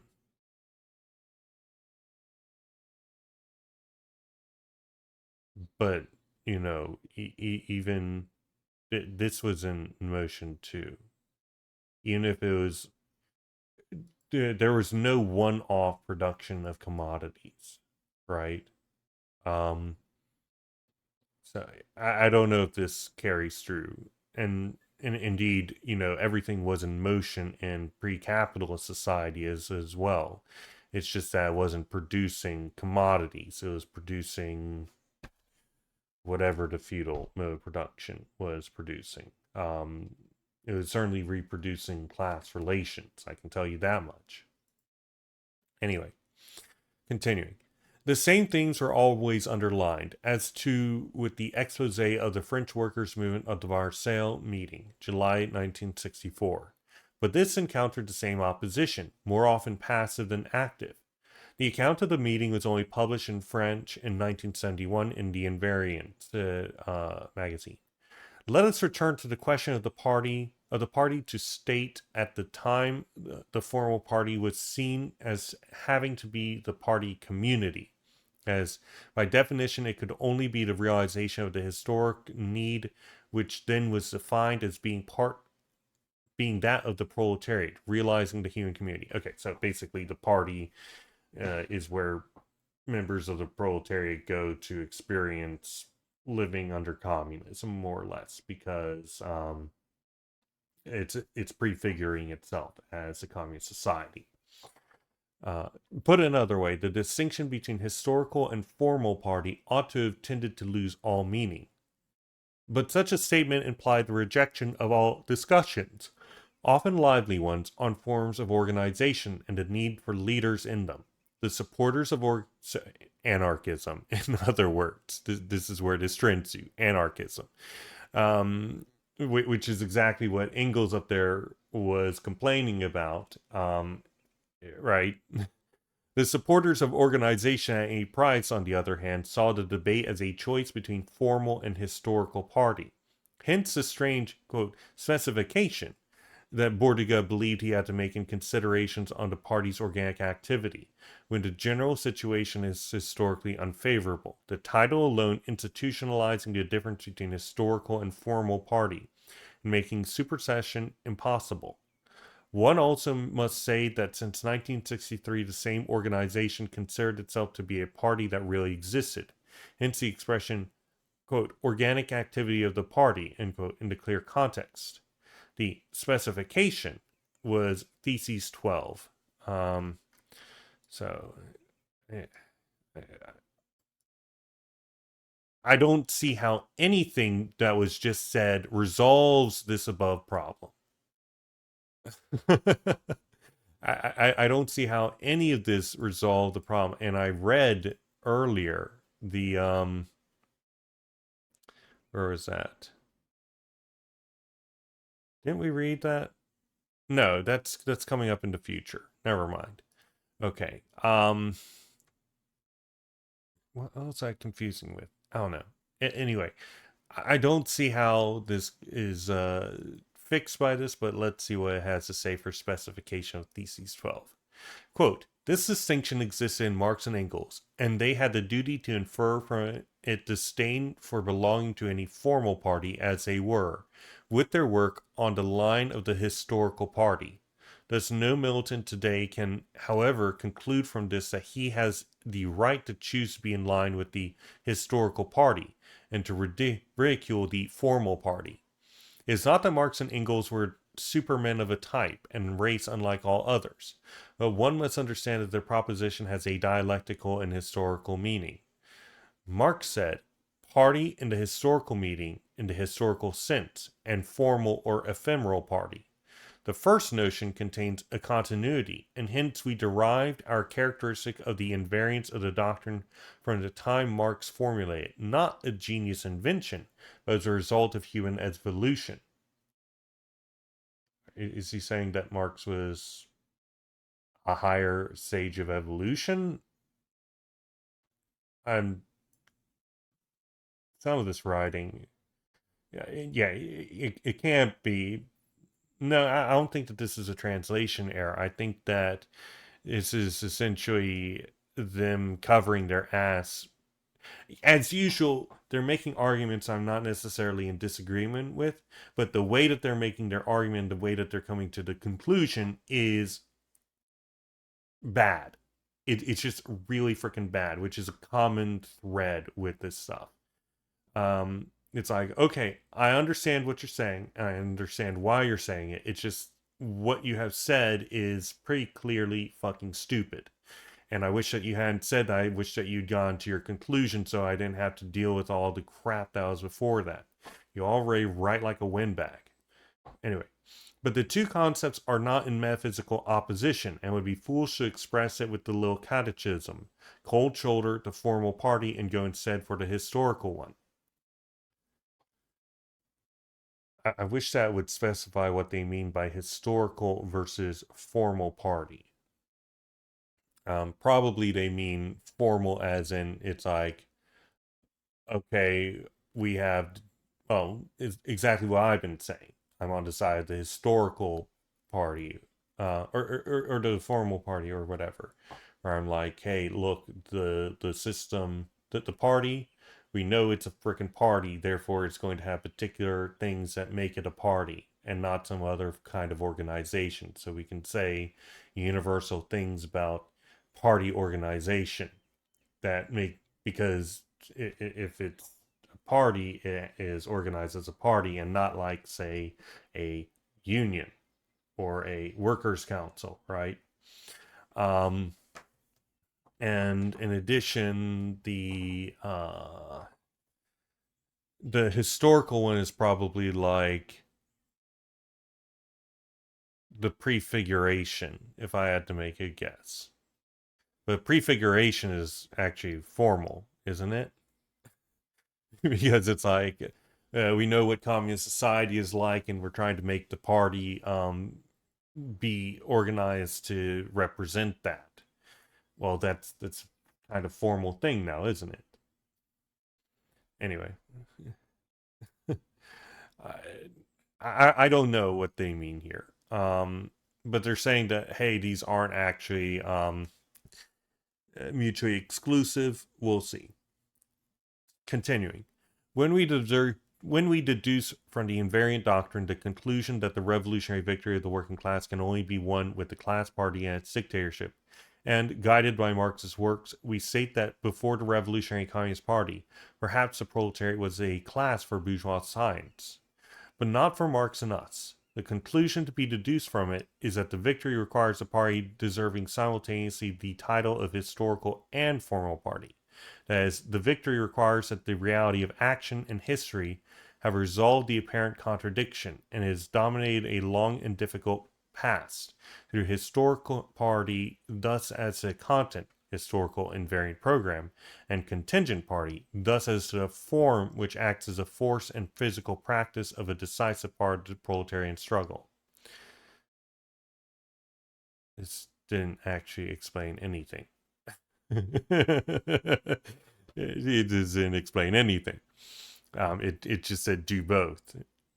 Well, what's one and what's the other, and explain how. The synthetic mesial point of the doctrinal question must also be applied to the historical stages before our own. What is? I think they mean the synthesis, the synthetic focus of the doctrinal question. Why do you keep using Latin shit? It doesn't make you smart. It just makes it so people have to look it up. Okay, let's see. We'll add this, and I'm not going to take notes on it, but I just want to say that I'm very annoyed. I'm very annoyed with these people. Just freaking say what you mean. Okay, continue. One can clearly see from all the above text. No, I can't clearly see. That the entire basis of the question was removed. All that remained was, by definition, the justification for the existence of the small organization whose majority wished to call party at any price. And at the beginning of 1965, when these theses were published, they succeeded. While before, for Bordiga and always for us, the party could only be in a distant future. Okay, so it's this guy saying that because they didn't have the size and numbers to act as a party, they weren't the party. They didn't have the organizational structure to be a party, and therefore they weren't a party. I agree. um, and he's saying that, hey, it's just justification. It's just redefining things. Okay. However, I approached the question again based on the works indicated. Thus, I wrote this in a letter to Bordiga dated 65, accompanying the dispatch of a collection of commentaries on works of the young Marx, contribution to a critique of Hegel's philosophy, law, and on the Jewish question. Quote, Marx found a solution in the communist Gemeinwesen. He demonstrated the genesis of the state and so the destruction of the old community and afterwards the reformation of the community. One can show that this was Marx's basic preoccupation. In fact, he discussed capital in 4 different ways. 1. In the 1844 manuscripts, he insisted mainly on alienated labor and so wage labor in capitalist society.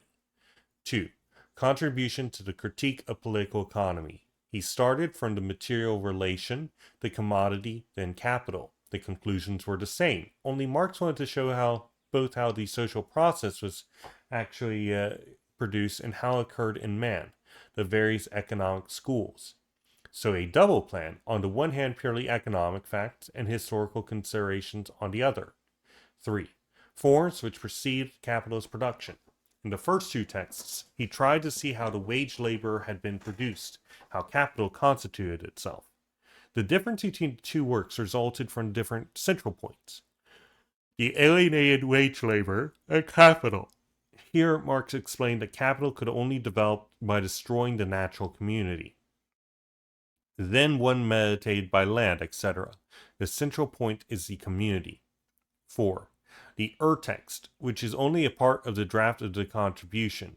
Here Marx posed the problem of the automization of exchange value and showed that gold cannot realize that, only capital could. Only he indicated that, now, capital can be the material community. It alone could replace the old community destroyed during the various revolutions, which are the various periods of man's expropriation, up to the total rejection of man, even ejected from the production process and thus from labors the proletarian. This is important because it completes the investigation of forms, and moreover allows the unifying the whole work on the fundamental question of the community, that is, communism. End quote. So in 65, I specified, quote, a simple addition to my last letter. The specifications of the party community are vital for understanding the historical and formal party. The 2 are not opposites, nor have we interposed these 2 terms to oppose them, but on the contrary, to interpose the human historical continuity. I showed that it was integral, while our enemies only saw the differentials. That is why prior to knowing Marx's terminology, we spoke of integral, historical, and differential, formal party. The party arises historically, integrally. Okay, so basically going back to what was said quite a while earlier, wherein essentially the party just naturally arises due to the way the class struggle occurs within capitalism. The workers will just naturally, necessarily recreate the party because the program is something that is produced out of the conditions of struggle. And to defend the program, the party is, in a survival of the fittest manner, the best way to protect it. So that would be what I think they are talking about, the integral historical party. And then they've got the differential formal party, which I'm not too clear on. But anyway, the party arises historically, that is to say, integrally, because it expresses the totality of the communist program, as opposed to, for example, an economic form of struggle, which is only focusing on the economical part, not the higher level, which is political. But the class struggle made the party afterwards not always to succeed in supporting the whole of the program and to allow itself to be limited to replies offered to the situations posed by the class struggle while it had contingent tasks to accomplish. That was possible when there's still the possibility of progressive emancipation, but that is no longer, so now capitalism has fully developed. Thus, the present party form can only be historical. Now, this is a community which is the prefiguration of communist society. Its essential task is to unite the working class, which will again be set in motion by the crisis of capital leading to the revolution. Afterwards, the party, reappropriation of the human being, will unify the species, abolition of classes. This is all in Marx's so called philosophical works. What do you mean, so called? Okay. I'm not entirely certain what was said here, but I think um, I'm not certain, but I think what is being said here is that it's essentially the party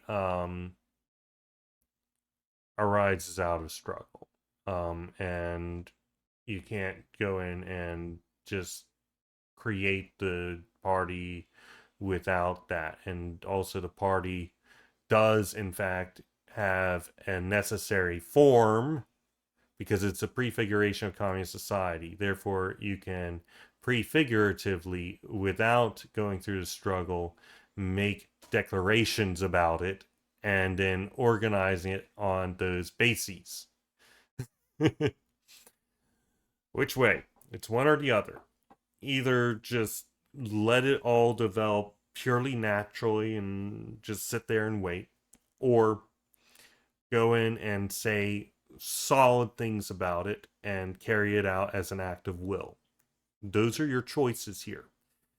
And one of those things does not work with the other.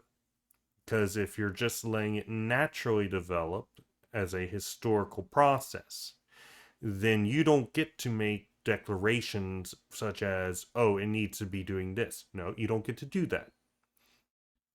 You don't get to do that. It's one or the other. These are, in fact, mutually exclusive things in this conception, which is why I suspect it is being talked about. And I'm on the side that says, hey, it's an act of will. You can talk about how, yeah, it will only pick up steam when conditions are ripe for it. But you can absolutely go in and say, I'm making a party, and this is the format of it, this is the relations within it, and then get to recruiting. That is absolutely something that you can do. And, I don't think that that would ever be in question. Anyway, the neo-Leninists and Trotskyist current dominated ever more from then on. Bordiga released ballast, even retreated, moaning that he abandoned the work tending to supersede the historic moment of leaving the old workers' movement and so really founding the originality of the Italian left. Thus, he no longer quoted Origin and Function. Among the texts forming the documentary material showed the illustrated to come on the general thesis of the Naples meeting. After the Naples theses, July 1965, a compromise between the two divergent positions. This little history is needed to show the accord one could have with Bordiga on the question of the party as well as its limits. Origin and Function was the sort of key text because many polemics revolved around it. All those leaving the PCI, the Party of Communists in Italy, after 1962 attacked it violently. And because it was the start of a supersession continued with the work published in Invariant, and also owing to the position inside it, it provoked the strengthening of the Leninist component with the worship of the link of the Third International by Bordiga, but especially by the PCI, which fell completely into the Leninist current and lost all originality after 1966. It is also a key text because it supports the resistance to a counter-revolution, the effort of isolation, the famous cordon sanitaire, the workers' agitation, apart from the Belgian miners' strike of 1960 linked to the structural crisis of Belgian capitalism, which was limited, did not assume greater depth until a few years later. But then it was no longer the classical proletariat manifesting itself. It also reflected the shakings linked to the anti-colonial revolutions. It was in this appreciation of the historical moment that there was the divergence inside the PCI. Great effort is made in the text not to place it contingently, but in the totality of the communist movement. Also, one tended to destroy any sectarian vision fixed on the small organization and trying to supersede it, with the perspective of uniting all the forces really future oriented, so as to start the attack on the counter revolution, capital. Finally, this text appeared when the left tended to extend geographically a bit, posing acutely the relation with the perspective outlined in 1856 of a revolutionary movement about 1975. One had to think about the huge body of the class conceived historically as a unitary phenomena, an attempt to supersede Marx's strictly limited position. Basically, people were taking historically specific stuff and universalize it for modern stuff. But such an adoption of positions also led to a critical view of the past, hence the divergence with which wishing to question things and to continue. Over time, this divergence could only be aggravated. The themes and origin and function were not exhausted in 1965, but in fact were taken up again in other works published in variants such as Perspectives. In I6, I guess it's the series, the Communist Revolution, they were taken up again in chapter 8.5. The, quote, the reunification of the class and the formation of the party community, end quote.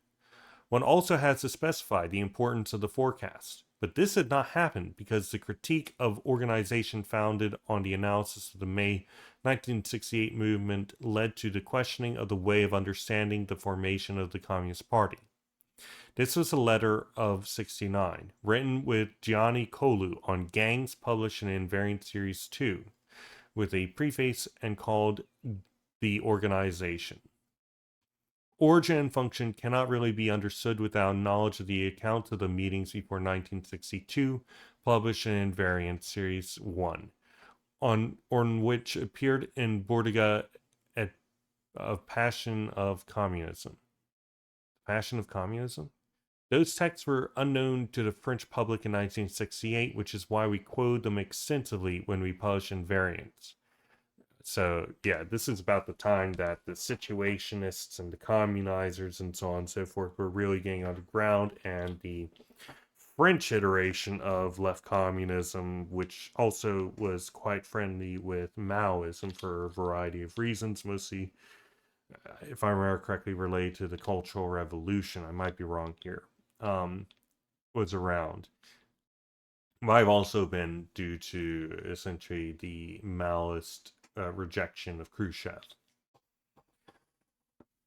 We had used many quotations from Lenin with the polemical intention of showing that he could not be reduced to what's be done, that he had a greater vision of the party phenomena. We only wanted to note its overgrowth, and not to convey everything definitely superseded and realized. Now this has no more interest. So we prefer to, okay, his overgrowth. This is probably their criticism of the Third International and his attempt to apply the experiences of the Bolshevik Revolution internationally. So we prefer to publish the text as it appeared in Italian in 1961 with Bordiga's subtitles. We said that D'Angeville participated in the production of Origin and Function. The reader can see his evolution by reading the 4 volumes of Party of Class in the small collection Maspero. Let's finally note that Rubel's text, Remarque, blah, was a great source of inspiration. Okay.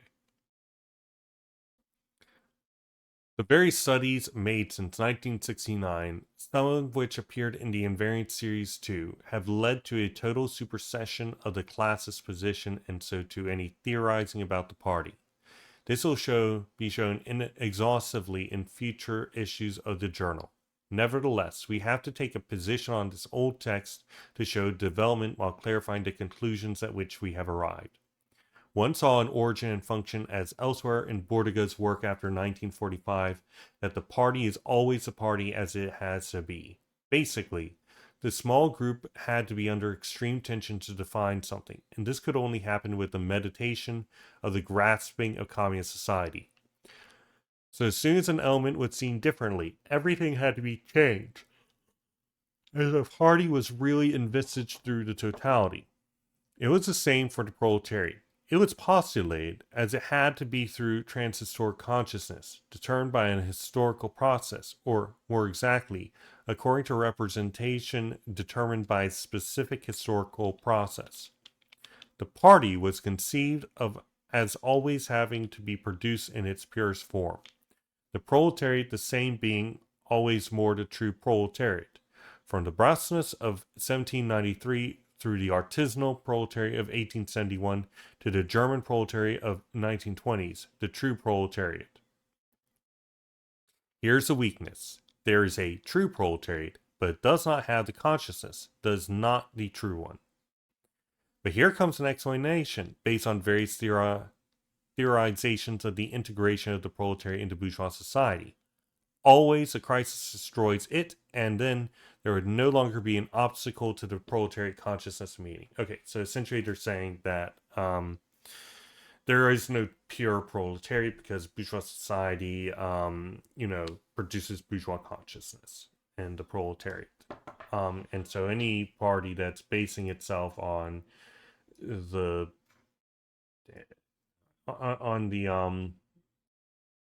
the pure proletariat being the pure guides to the pure party and so on and so forth. We saw that with, for example, Gorder. We saw that with Lenin.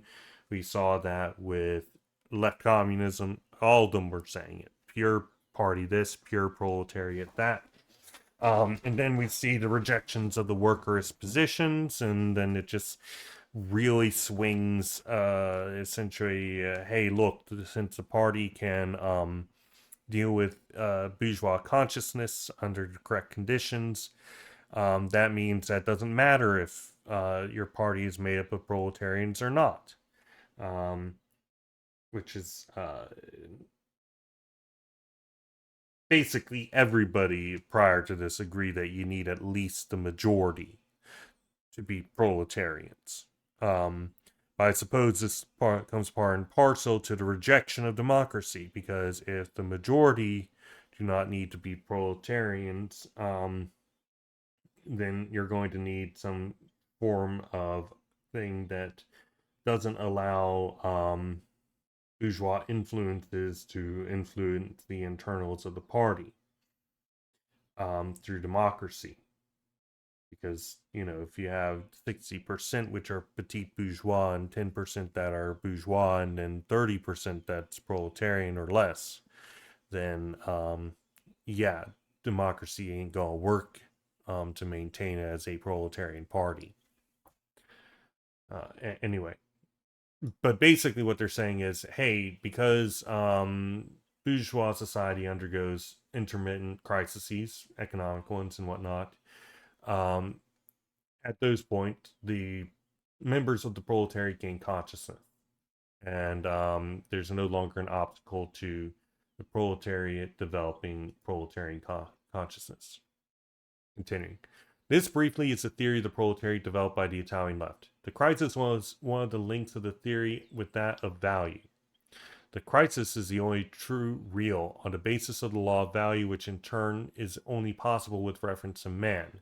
Man determined by production process and not an abstract man. That would be a class.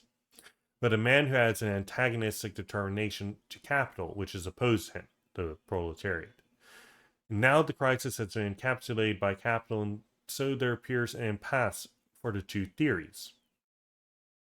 Basically, the theory that we need pure proletarians with pure proletarian consciousness, or it doesn't matter if you got a proletarian or not, so long as they're in the Communist Party.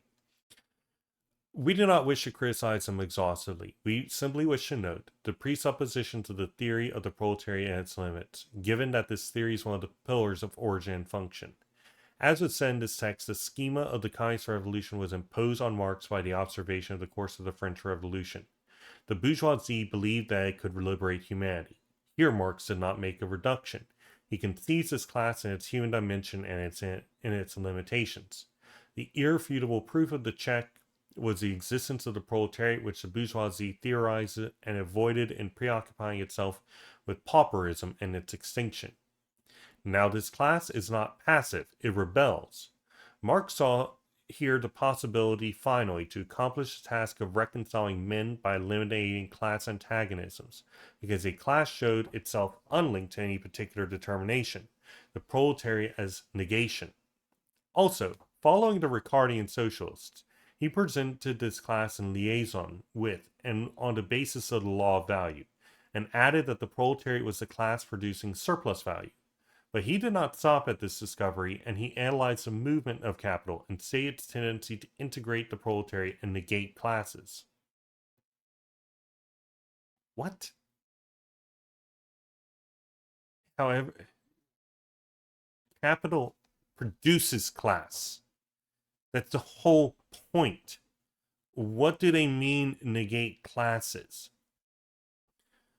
Okay. All right.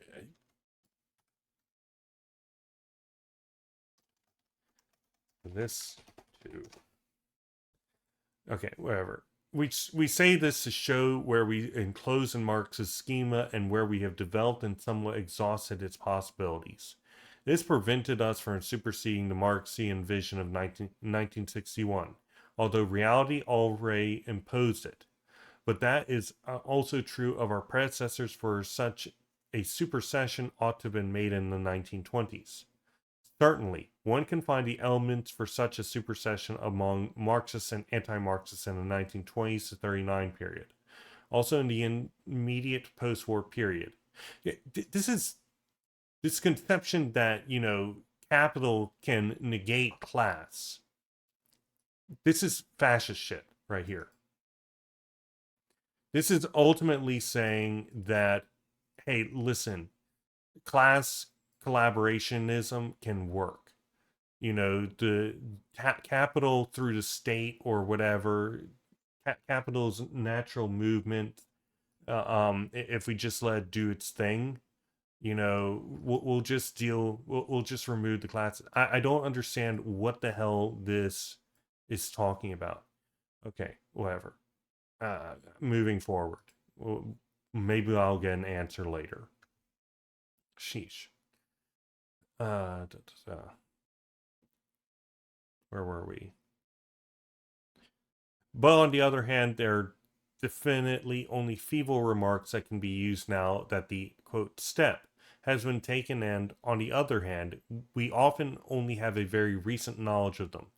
The Second World War eliminated a pile of documents which have only reappeared since 1968.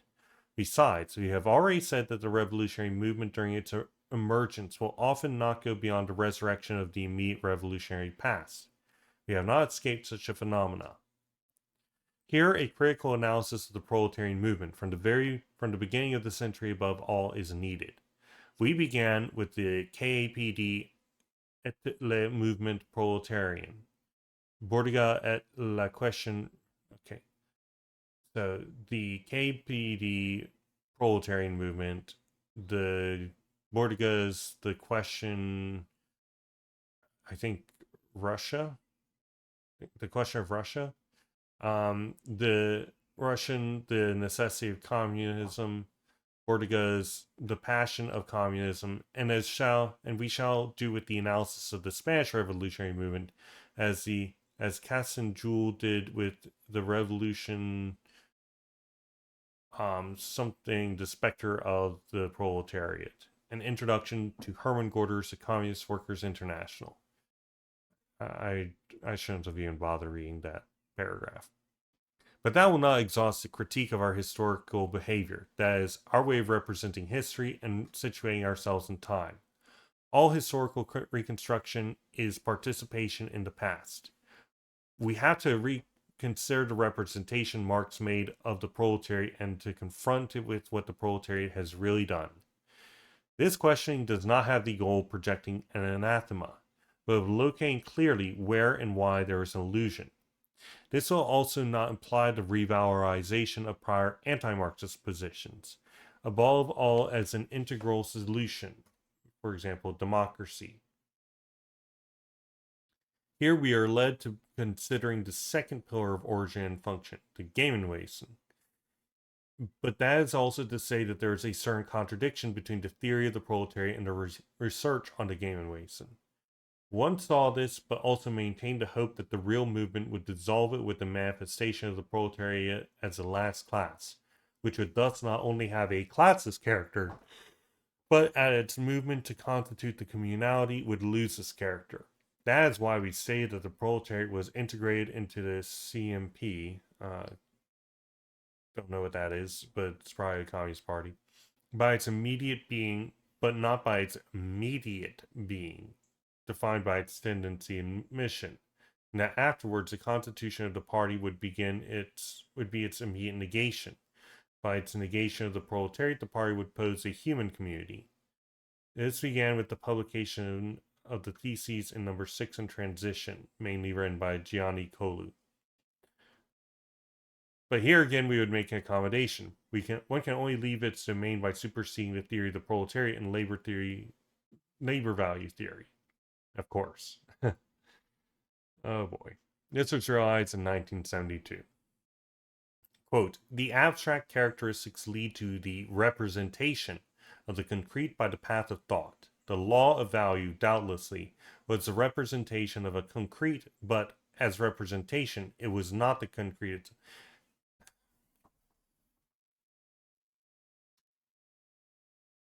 So this is why so many left communists reject the labor theory of value. Because in order to essentially remove class, which they are doing, they're trying to say that class is not actually important. Fundamentally, that's really what they're trying to do. They're trying to extract it out.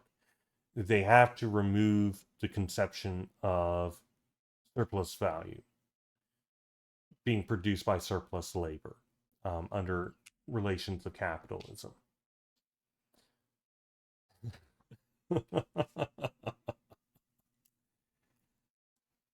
Oh man. They are starting at the conclusion and they're working backwards to figure it out.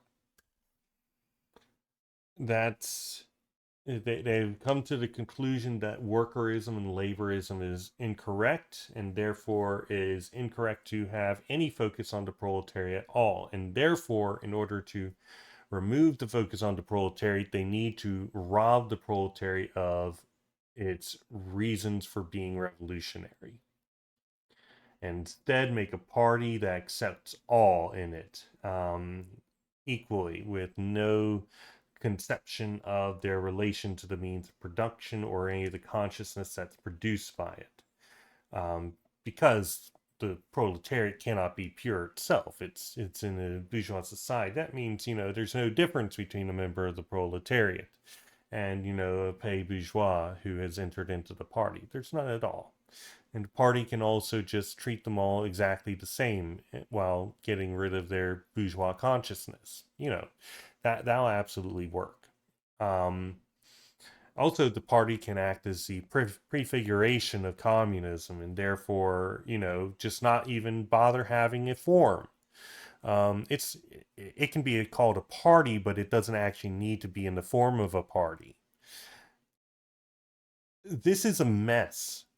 This is an absolute mess. I don't understand what it is that they're wanting. I do not understand. Somebody explain it to me.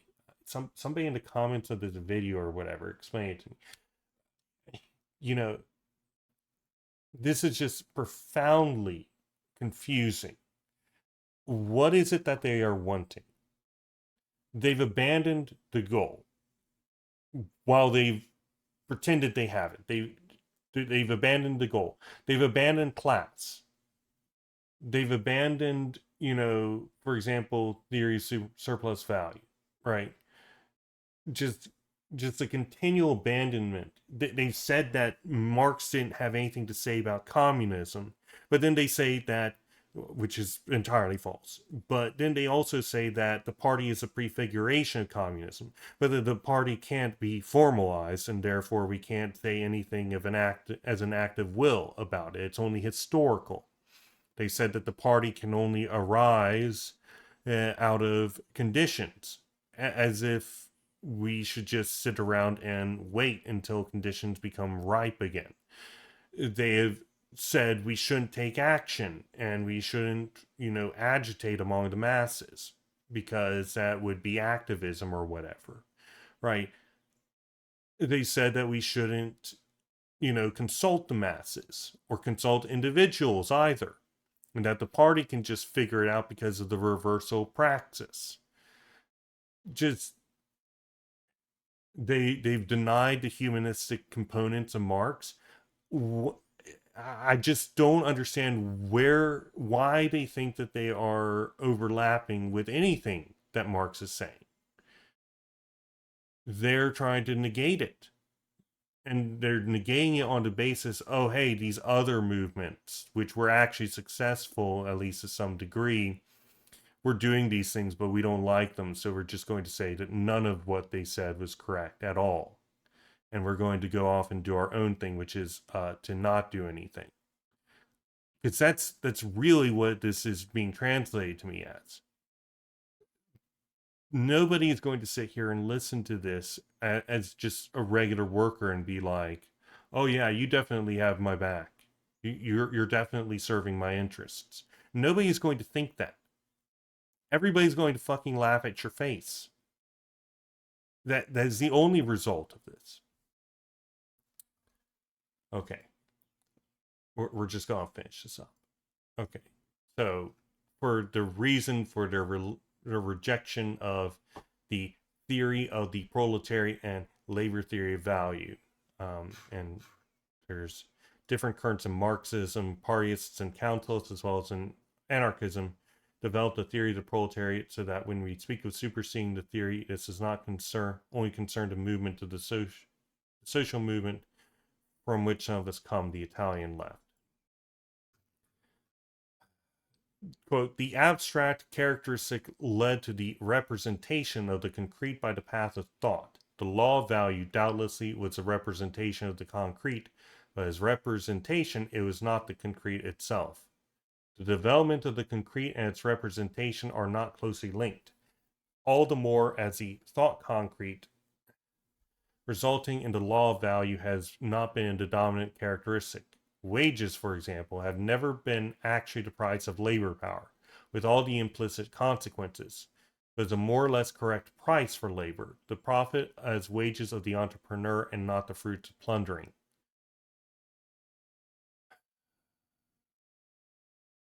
The dominant characteristic is part of the integrant relation of social praxis, and if the king is only king because his subjects see themselves as subjects, this king is nonetheless not abstract but very real, and is around his very real person that society is organized. Because one had given the attributes of thought concrete, the revolutionary content of the law of value, to the representation that the proletariat became, one made the proletariat a revolutionary class. One established on the basis of the law of value, representation of a concrete and a determined historical moment. The theory of the proletariat. The theory of the proletariat, because it is a theory, has its basis in the law of value, other theory. But there is a self-justification of the two theories. Because the proletariat is a direct expression of living labor, it gives its content to the law of value because labor is the content of value. Its concrete reality, its substance. No proletariat, no law of value. Thus the need to provide a theoretical basis and a historical necessity to a proletariat, leaving the interpretation of history in order not to remove the proletariat from the political scene.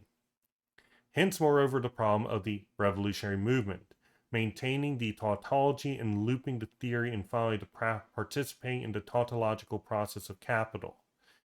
If we have difficulty expressing this tautological process of capital, it is only because we participate in the same movement. We use the same artifices to maintain the same theoretical and historical coherence, without daring to make the supersession now required. What are fictitious capital, universal class, etc., if not theoretical artifices? What the hell is a universal class? Besides, put in the sack by the very concrete reality of the revolution, we are led to produce the concepts of its real dimension, its biological dimension. What? And here too, the too tight skin bursts under the pressure such a developed content. Maybe they're talking like evolution. We give the revolution directly the dimension of the species, a spatial and historical dimension alongside which the moment of capital appears like a simple historical hiccup. Our very understandable distraction is equaled only by our enthusiasm, and we shall be reactionaries and revolutionaries, heretics and prophets. We have never been further from and closer to Marx. Our contradiction is only his contradiction. What the fuck is this guy smoking? I'm gonna leave it at that. Thanks for joining, everybody.